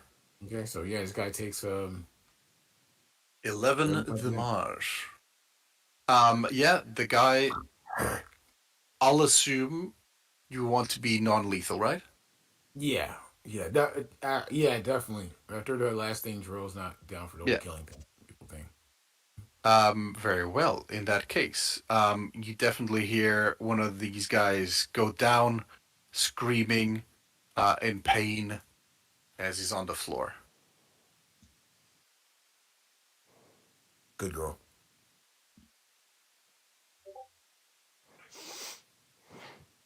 Yeah. We're gonna stop in just like as we get to the start of the round. Anything else, Ruel? That's it for me. Just following along. Very well. The captain. Well, the captain doesn't see much. He's in pitch darkness. He knew that you guys were in front of him. He's gonna go like here. I was gonna go here, and then I'll put him here just because I don't want to be unfair. He feels things around him.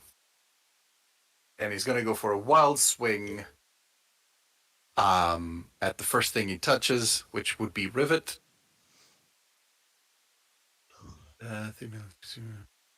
Okay. So at disadvantage. So that is 10 misses, I believe. It should miss. Yeah, it should miss. It missed. Another one. Then it's a 22 or a 15. Does that hit? 15 does hit. Okay, and then it's a 7 also. It also failed. So you take 6 slashing damage as this guy's just slashing away wildly in the air, trying to hit anything and everything. Double checking the darkness spell. It is a concentration, so con save. That's fine. Yes. Oh, come on! And with that being said, Poof! the darkness goes away. Well, that saves Crow having to tell you to dispel it. And as darkness goes away, How much damage was it? it was 5 damage. 5. And Rivet 20 and 22, those both hit, right? 20 and 22, yeah. You take 16 force damage as these two sort of more castery types at the back were just kind of like, okay. yeah, 16. They're kind of like, sort of like leaning against the wall. And as soon as the darkness disappears, they immediately like release whatever they had prepared, which is just this sort of like arcade, very similar to your Eldritch Blast. Just this sort of blast that kind of flies your way. Those are them. Well, now these guys, now they see. Well, he's gonna go for Willow because Willow's in between her and the captain. So Schwink. Ugh, that's a 7. How have we been doing flanking? It's just been like +2, right? Yeah. Yes. So that's 9, that's a miss. That was that guy. That guy's dead. Or dead-ish. He's gonna go for the dog that just attacked his friend Gary. 16 hits the dog for 7 piercing damage on the dog. You just hear. Oh, you gotta go now. Willow, it is your turn, and Crow, get ready. Right. I really don't want to kill these people. Morally and what's the word? Legally, I don't want to kill these people. You can knock them out. I want to say. Okay, first of all, I want to cast Healing Word as a bonus action to Rivet. Therefore, I would cast. Oh no! Oh no! 7. 7 healing on Rivet. Very well. Okay. And I want to try and plead with the captain by just saying I want to. Okay, so I'll say, look, this all went very badly, very quickly. What if you just let us go in first? If it is something that's probably going to kill us, you can have it, and then you're going to have our loot anyway. So it's a win-win. How is that a win-win? Because if we go in there, if we want to go and catch it, basically, we don't want to kill it. We don't want to. We want to catch it. We have our reasons. But if we go in there and it kills us, you get to go at it, and you may also get our loot. So you get the staff basically because we'll be dead.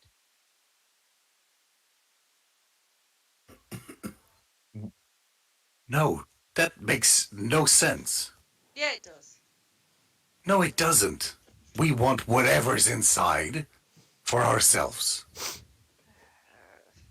But what if it kills us? You'd have it and our loot. Otherwise, this is going to go badly very quickly. And do you have children? Because they're going to end up as orphans. Lady, you're the ones that started attacking us. We didn't start attacking you. We just did a little darkness ball, and you all got scared like little girls. This is not your land. You don't get to just walk on someone's land. Yes, We told you, this is our land. You do not move past this point. And you forced your way through. You attacked poor Gary over there as Gary's on the floor like, ah! I didn't do that. You. Yeah, his dog did. Your friend tried to punch one of us, then blasted something else. I'm going to throw this out there. You swung at us first. We, at this point, had just cast a darkness ball. That's all we did. We were just hiding from you. You came to us and you slashed at us. So technically, you started this. He's pointing at Gary on the floor. That was after. No, it wasn't. And your friend tried to hit Gary. And he failed miserably, by the way. I did no such thing. Oh, please don't make us hurt you. Please don't make us hurt you. Look, this is our land. We go in. We decide who gets to take whatever's inside. Alright, well, I tried, guys. I tried. Can't say we didn't try to be reasonable with these people. You're not being reasonable. We are You're being bullies. Okay. Willow's going skits in the background. Where the bully? Crow's like holding her by her shoulders, just like keeping her down, and she's like, Where the bullies? I've never been so disrespected in my life. we can offer to help them. Go on. So that's it. That's pretty much my go. I'm having a tantrum. Oh God. Okay, let's do the following. Willow, anything else? No, I kind of had my persuasion. Trying to talk to him was my action, and I've used my bonus action as healing word. So that's it for me. Okay. I'll say that these wizards, or I'll call them wizards, they position themselves a tiny bit better.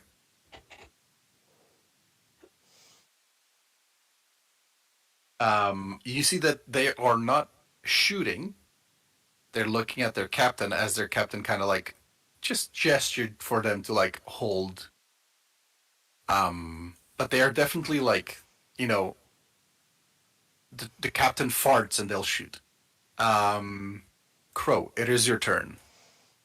Yes, Crow is just holding Willow back a bit and just saying like, we can offer to help them. They do seem like a capable bunch, but we can offer some services to maybe, you know, work alongside them a bit.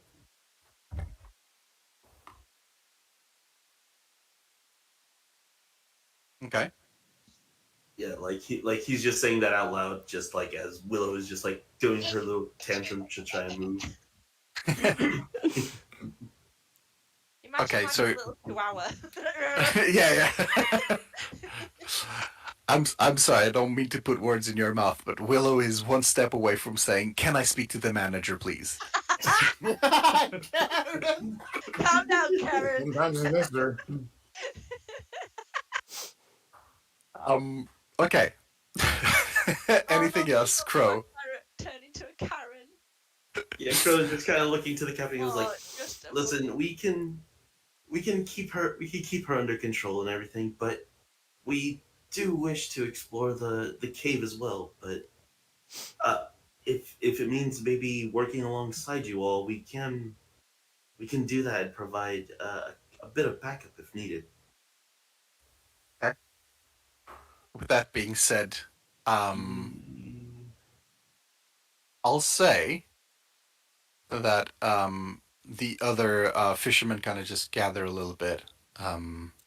They're still like very much like, you know, not to be funny, but all hands on deck. But let's say as we get back to Ivana, we will stop this for now. And they, the fishermen will think about their stand, I suppose, a little bit further, and maybe next week we'll have a decision. But yeah, okay. That's been this week's episode. But yeah, congratulations. You now have 4 out of the 5 creatures you need. You've come upon this awkward situation where these fishermen want whatever's inside, or whatever they suspect is inside the cave. You also want to go into the cave. They claim that they have more rights to the whatever's inside the cave than you do. So let's see how this plays out next week as we we we see whatever this mess ends up as. Yeah. What a start to 2023. Yeah. Yeah. But yeah, guys, I missed you all very much. Mhm. Happy New I- Year. This Happy la- New Year. Yeah, the same. I did not Well- expect this to happen. This last piece. Well, I mean, but yeah, we'll see how this turns out next week, where you might get the 5th and final creature. We'll see. But in the meantime, what? Raid. Right. But in the meantime, I hope you had fun. It was great playing with you all again. Yeah. And yeah, till next week, my friends. Alright. Toodaloo. Yeah. Have a good Again, week, everybody. guys. Toodaloo. Bye, guys. Bye. GG. Have a Bye. good week. Peace out. Oh.